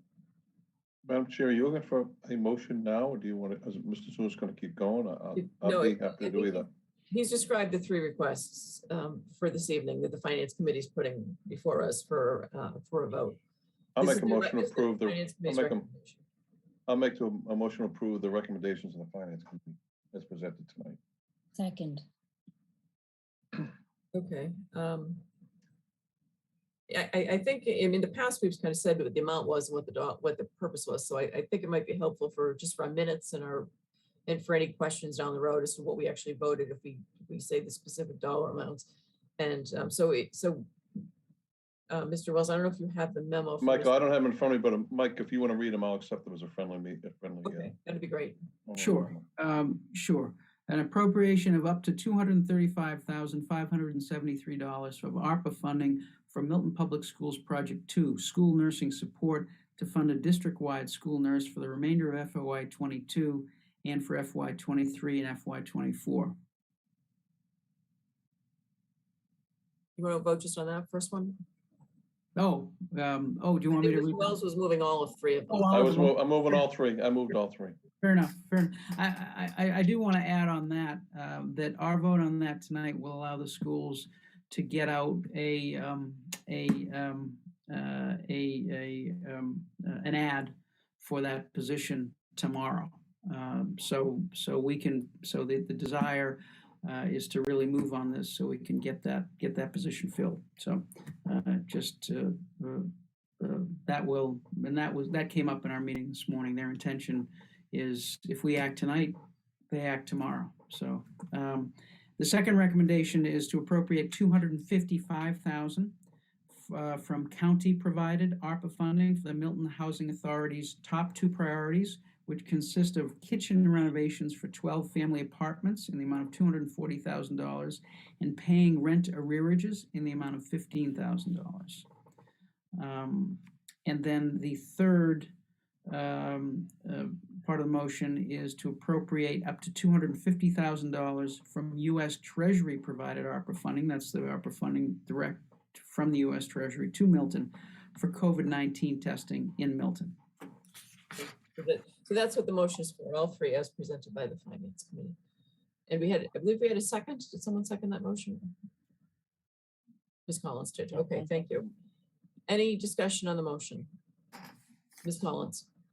Yeah, this isn't on the motion, but if it's not inappropriate, I'd like to request it at some point, if there's just a quick spreadsheet on what's left. I don't think we need it today. We all know that there's space left, but at some point in the future. And also I had to say thank you to the Finance Committee.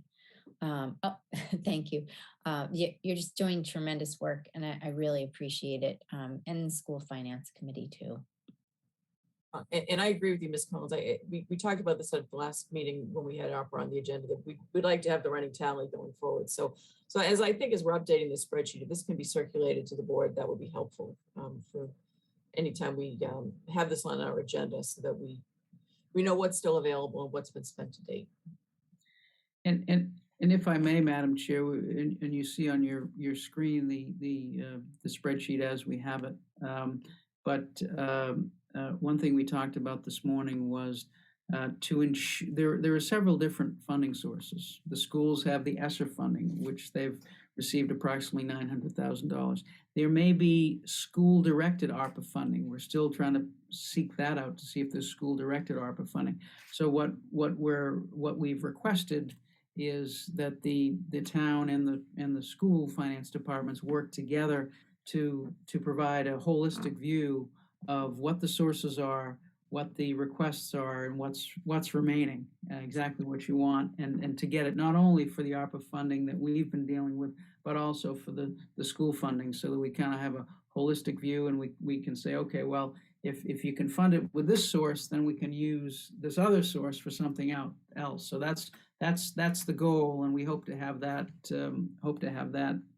updated in early January. Okay, that's great. Thank you. Is there anything else on this motion? Then all in favor, Mr. Doyle, Yes. Mr. Zulus, Yes. Ms. Collins, Yes. Mr. Wells, Yes. and myself, yes. Thank you, and thank you to the Finance Committee. If I may, Madam Chair, just Yes. one thing, one other thing that we discussed this morning in our Finance Committee meeting was having another public meeting sometime probably mid-January. Now that we've had a few more requests come in, we've had 2 meetings thus far, and so to have another public meeting to solicit resident input, we think would be useful. So we haven't set a date, but we're thinking sometime in mid-January for that. Okay, great. Sounds good.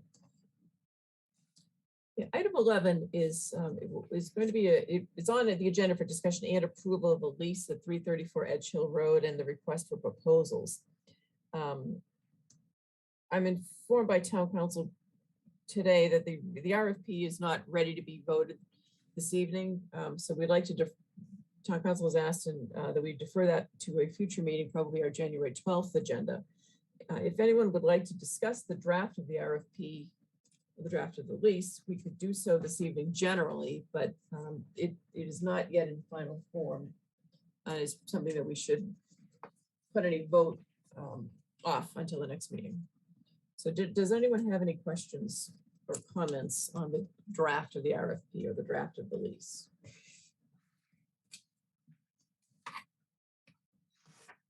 I don't see any hands raised, and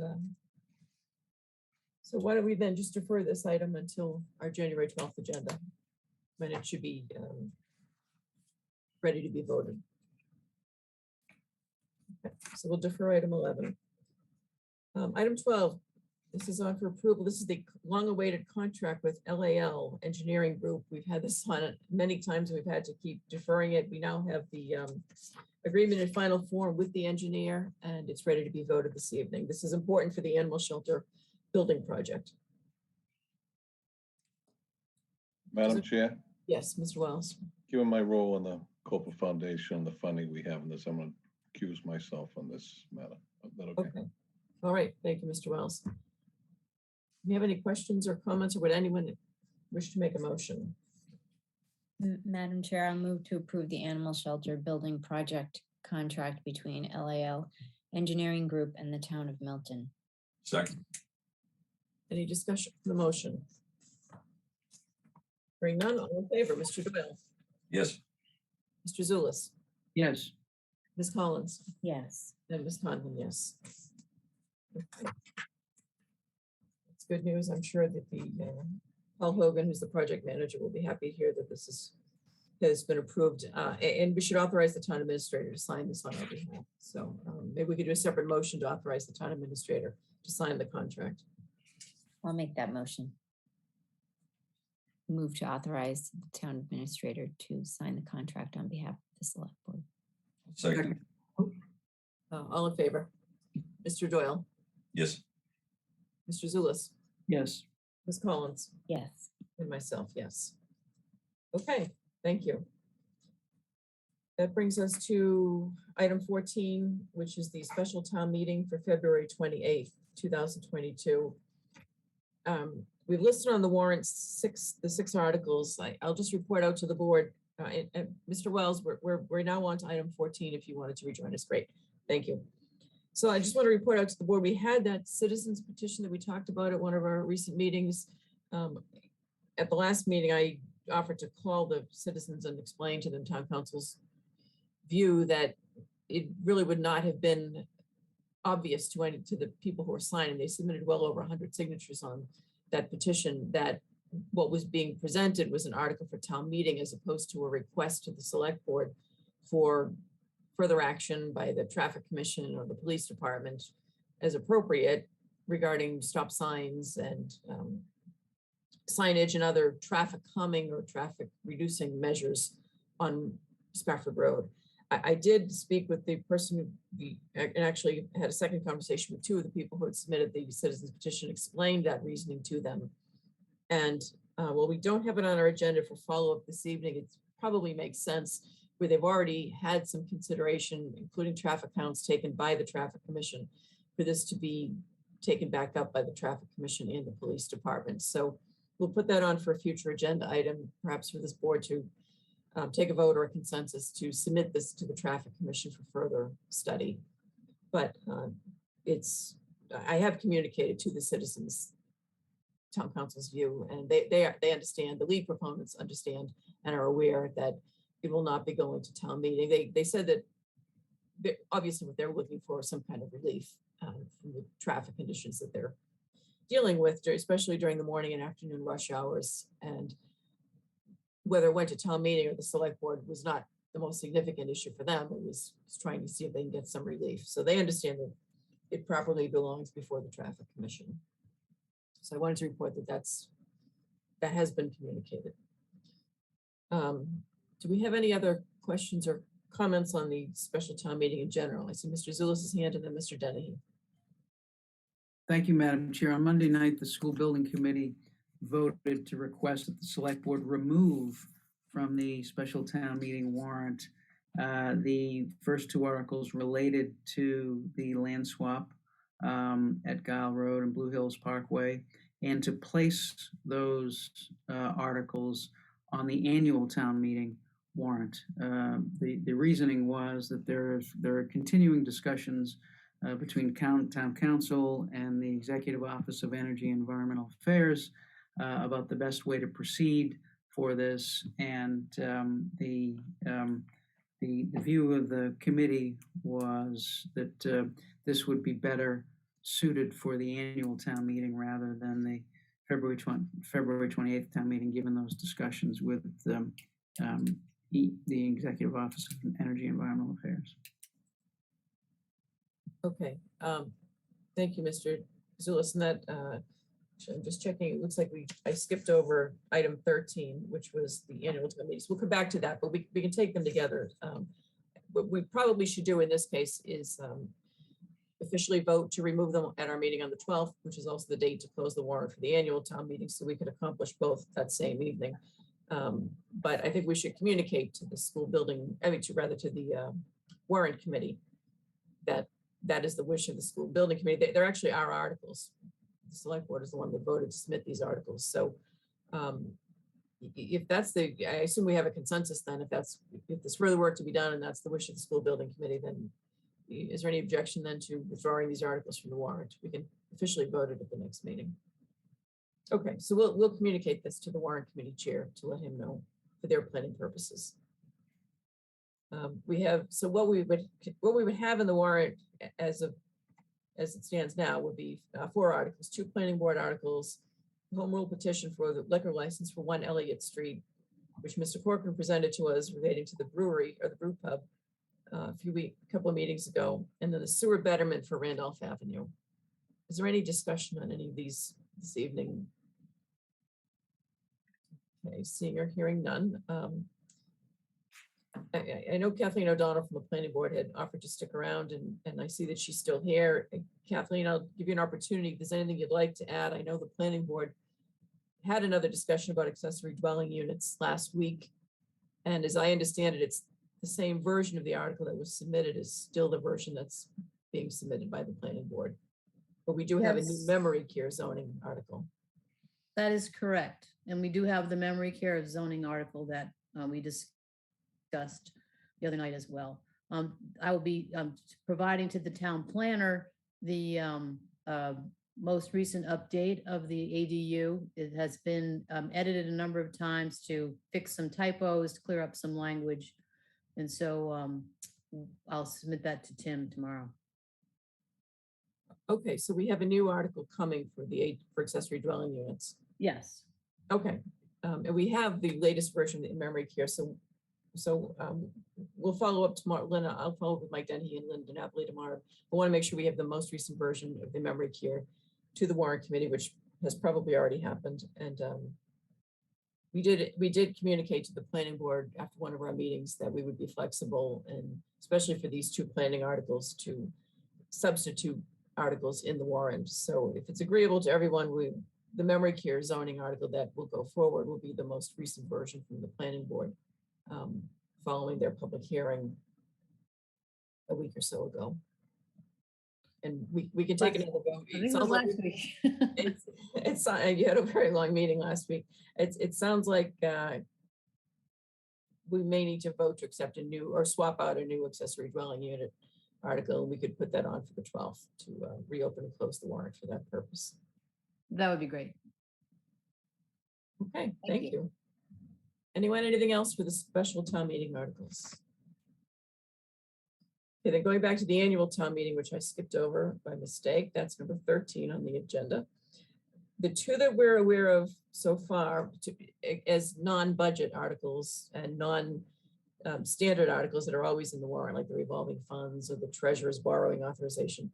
The two that we're aware of so far are acceptance of Woodlot Drive as a public way. We do have a rather extensive memo from town council about the acceptance of a public road and the steps that need to be taken. We will need to add a hearing on a future agenda to take up this matter, but a town meeting article would also be needed. So if everyone could review, if you haven't already, review the memo from town council to Tim Serwinski, our planning director, which talks about the process.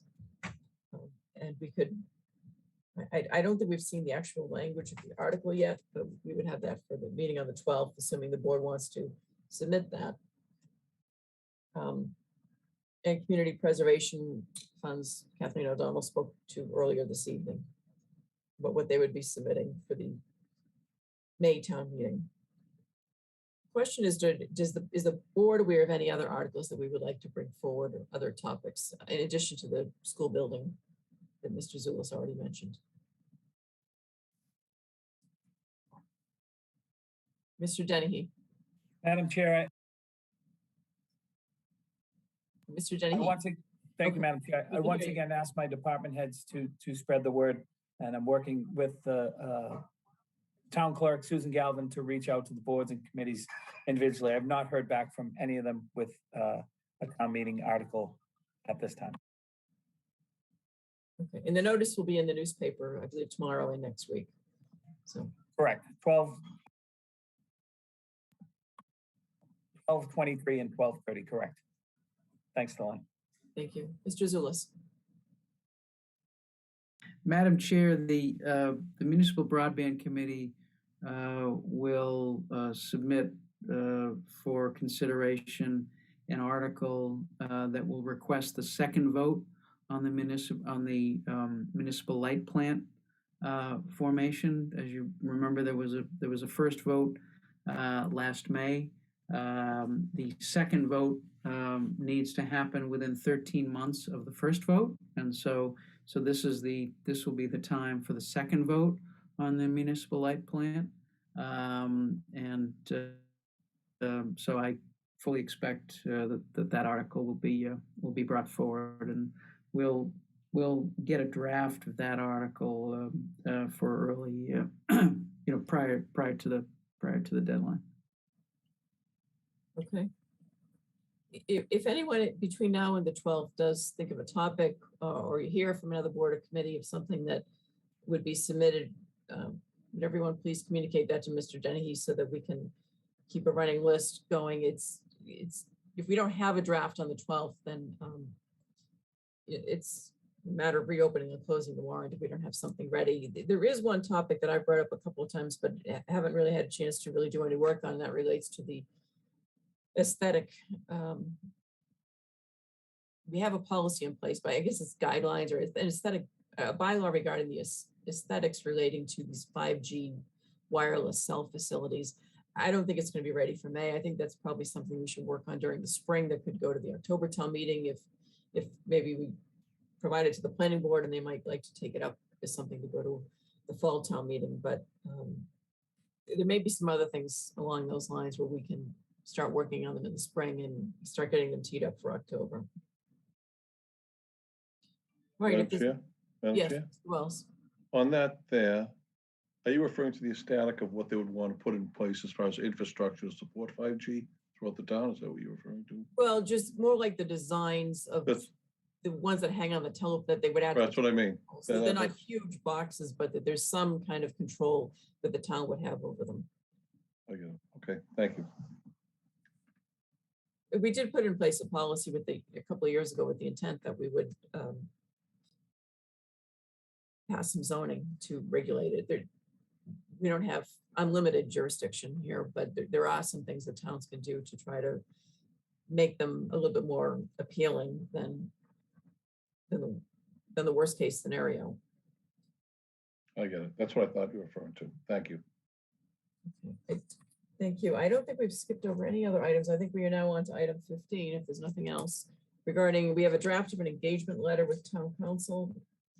I think as everyone knows, the process in the past has been that we take a vote to appoint town council. We have a fee letter submitted this time of the year. And then the law budget goes through the same public process that all of the budgets go through.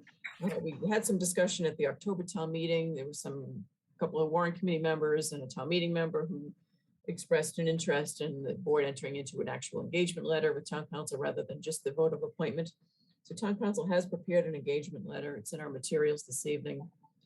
And if we so wish, we could approve the engagement letter with town council and authorize the town administrator to sign the letter. Madam Chair, I'd approve the engagement letter as drafted by town council and approve the town administrator to sign it. Do we have a second? Second. Okay. All right. I saw Mr. Zulus' hand and then I saw Ms. Collins. Did you have something? Well, I was going to make the motion, but I would also add to the motion approval, if we want to do it in the same motion, approval of the FY22 fee proposal for town council services and labor services that accompany the engagement letter. So I'm fine with that. I'm fine with that, Madam Chair. Well, we only have, what we have on the agenda is just the engagement letter itself. Oh, we do, okay. Yeah, I think the fee letter we could act on at a later date, or we could just act on it through the law budget as it goes through that process. Fair enough. Okay. All right. But I'll withdraw my ad. Okay. Ms. Collins. Oh, thank you, Madam Chair. Then I withdraw my question. Thank you. Okay. All right. So the motion is to approve the engagement letter to authorize the town administrator to sign it. If there's no other discussion, hearing none, all in favor, Mr. Doyle, Yes. Mr. Zulus, Yes. Ms. Collins, Yes. Mr. Wells, Yes. myself, yes. Thank you. Town administrators report, Mr. Dennehy. Thank you, Madam Chair. A couple things. I just want to give a brief update on the animal shelter construction project. Chief Procurement Officer Mike Kelly accepted several subcontractor bids last Tuesday. He received a very good amount of bids, which is a very favorable sign that contractors are interested in this project. Two things happened since then. So the contractor bid was due to be opened yesterday. They had several contractors asking for additional time to prepare the bids, which is also looked at favorably. And they moved the bid to tomorrow at 11 o'clock. Late today, a contractor filed a bid protest. I don't know if you'd call it a protest, but they're asking, he had some questions that needed to be answered regarding one of the subcontractors' bids. So they've decided out of an abundance of caution to move the general contractor bid, again, which was supposed to be yesterday and was moved to tomorrow at 11 a.m., 1 week out so that they can make sure that they answer all the necessary questions. So here's hoping that next Thursday, December 30th, we get a lot of competitive bids for this wonderful project.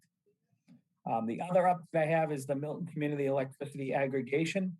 Some of you may have heard that Eversource recently released its preliminary winter 2022 residential rate.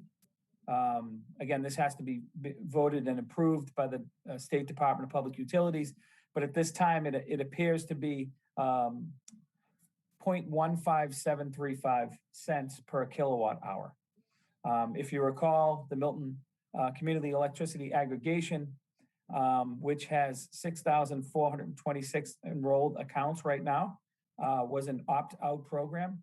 So there were residences that opted out, but those that did opt in, if this Eversource winter 2022 residential rate should be approved by the Department of Public Utilities, you could see some pretty substantial state savings. I did some math today. There are 6,240 subscribers at the basic rate, which is just the standard rate with no renewables. That rate is currently set through the Milton Electricity Aggregation at 0.10483, which would be a 33% savings per kilowatt hour. The green 10% renewables, the town has 178 subscribers.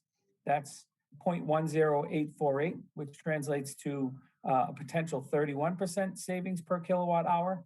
And the green 100% renewables, which unfortunately currently only has 8 subscribers, including the Dennehy family, at 1.14133, which is still a 10% savings per kilowatt hour with 100% renewables. So I've been promoting Milton Community Electricity Aggregation through social media and our website.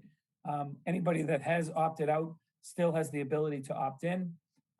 Those that have opted in, or those that choose to opt back in, you always have the opportunity to change your preferred option, whether you want to move from basic to green 10% or green 100% or vice versa. So anybody interested in opting in or who would like to change their preferred option should go to miltoncea.com. All of this is listed on the town's website, but I thought this would be a good time to update with these winter rates pretty close to being approved at the Department of Public Utilities.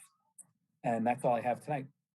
Okay, thank you, Mr. Dennehy. We have both Ms. Collins and then Mr. Zulus with their hands raised. So let's go to Ms. Collins first. I think I just wanted to clarify. I think Eversource Basic has something like 18% renewables, and then and so that's what our basic has, but that 10% is actually adds 10% on that. But Mr. Dennehy set me straight if I got that wrong, and I'm hoping to be joining the 100% crowd too soon. I think it's just amazing, and I appreciate all the work that you did on this. You are probably correct. I'm just going off the general information that Daria Mark and John O'Rourke shared with me. But I will certainly follow up and find out what basic means, both from a CEA perspective and a Eversource general perspective with respect to renewables. Probably different. Thank you. Okay. Thank you, Mr. Zulus. Thank you, Madam Chair. I just want to acknowledge all the hard work and energy that Ms. Collins brought to that effort in order to make it a reality. And it's making it a real difference in the environment and also for the residents of this town. So I think it's important to acknowledge a lot. We all supported it, but Ms. Collins really worked it. Thank you. Yes, I agree. I'm sure we all agree. Thank you to Ms. Collins. Mr. Dennehy, did you have your hand raised? Yeah, one more small item about that. I know I threw a lot of numbers at people, but if you are on the basic Eversource plan and you opt into the basic Milton Community Energy Aggregation Plan, Daria Mark from Good Energy LLC informed us the other day on a phone call that I think the standard kilowatt per hour usage per month is about 600 kilowatts. So if you translate the savings there, it's those that opt in, again, should the Eversource winter rate go into effect, would see approximately $29 savings on 600 kilowatt hours per month. Okay, thank you. All right, if there's nothing else on this, then I have no report, the chair's report. Do any of the members have reports this evening? Mr. Doyle, None this evening, Madam Chair. Mr. Zulus, No report, Madam Chair. Ms. Collins, No report, thank you. Mr. Wells. No report, Madam Chair. Thank you. Public comment response. Mr. Burke this evening, any response or public comment? I think we've actually addressed most of the points that Mr. Burke raised during the presentation by the town engineer and the public works director. Mr. Dennehy? Sorry, Madam Chair, I meant to put my hand down. Oh, okay. All right, thank you. All right, future agenda dates and items.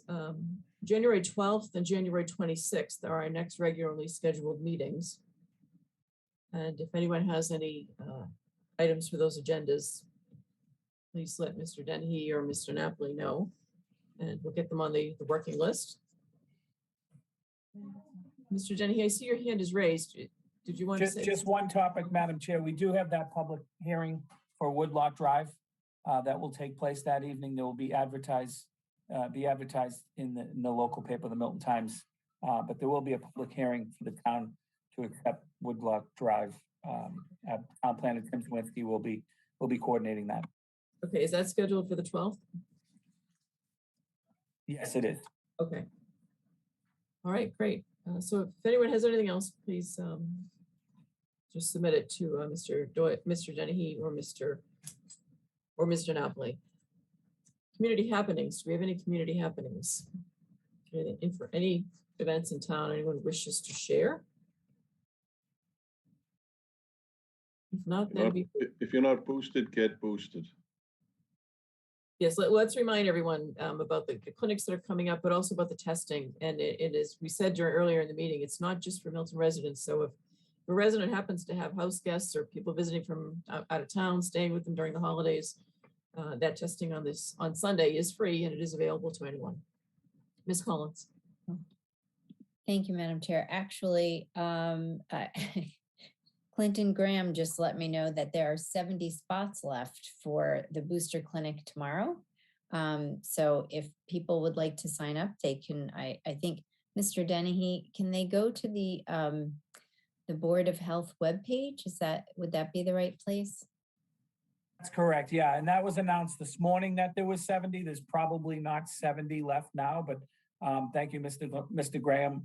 He's on the ball. There are vacancies for tomorrow. I don't believe that filled up, but if you go to townofmilton.org, right on the main page, you'll see a link to the booster vaccine clinics with then subsequent links to the specific days. Tomorrow, Wednesday, December 29th, Thursday, December 30th, and Thursday, January 6th. Right. Again, knowing that our health director is trying to secure more vaccine and add future dates to that. So thank you, Mr. Graham, and thank you, Ms. Collins. Okay, so thank you. This wouldn't be happening without all of you, and anyone's eligible as long as they're 6 months out from their second shot. Yes. You need to be 18 years old. I think that's the only. Thank you. All right, then before we adjourn, let's wish residents of the town happy holidays, Merry Christmas, Happy Kwanzaa. Hanukkah's already coming past, so hope people have had a happy Hanukkah and Happy New Year to everyone. Happy New Year. We'll be gone. We won't be back. Happy New Year. Happy holidays, Lynn. Yes, that's right. So we wish everyone an enjoyable holiday season, and we'll see you on January 12th, unless we, for some reason, need to schedule something sooner. But January 12th is the next regular meeting. So There should be Vegas odds on that one. Not that happens. we'll see. We'll all be another year older the next time we get to. That's right. Madam Chair, I will move a jolly motion to adjourn. Put your hat on, Arthur. Second. Okay, motion's been made and seconded. We'll wait for There Mr. Arthur, There you he go. did it. All right, all in favor of adjourning. Mr. Doyle, Yes. Mr. Zulus, Yes. Ms. Collins, Yes. Mr. Wells, Yes. and myself, yes. Thank you all. See you Thank next year. Take See care. you next Thank you, year. everyone. Thank you. you. Thanks. Thank you, MH. Bye-bye. Good night. Thank you.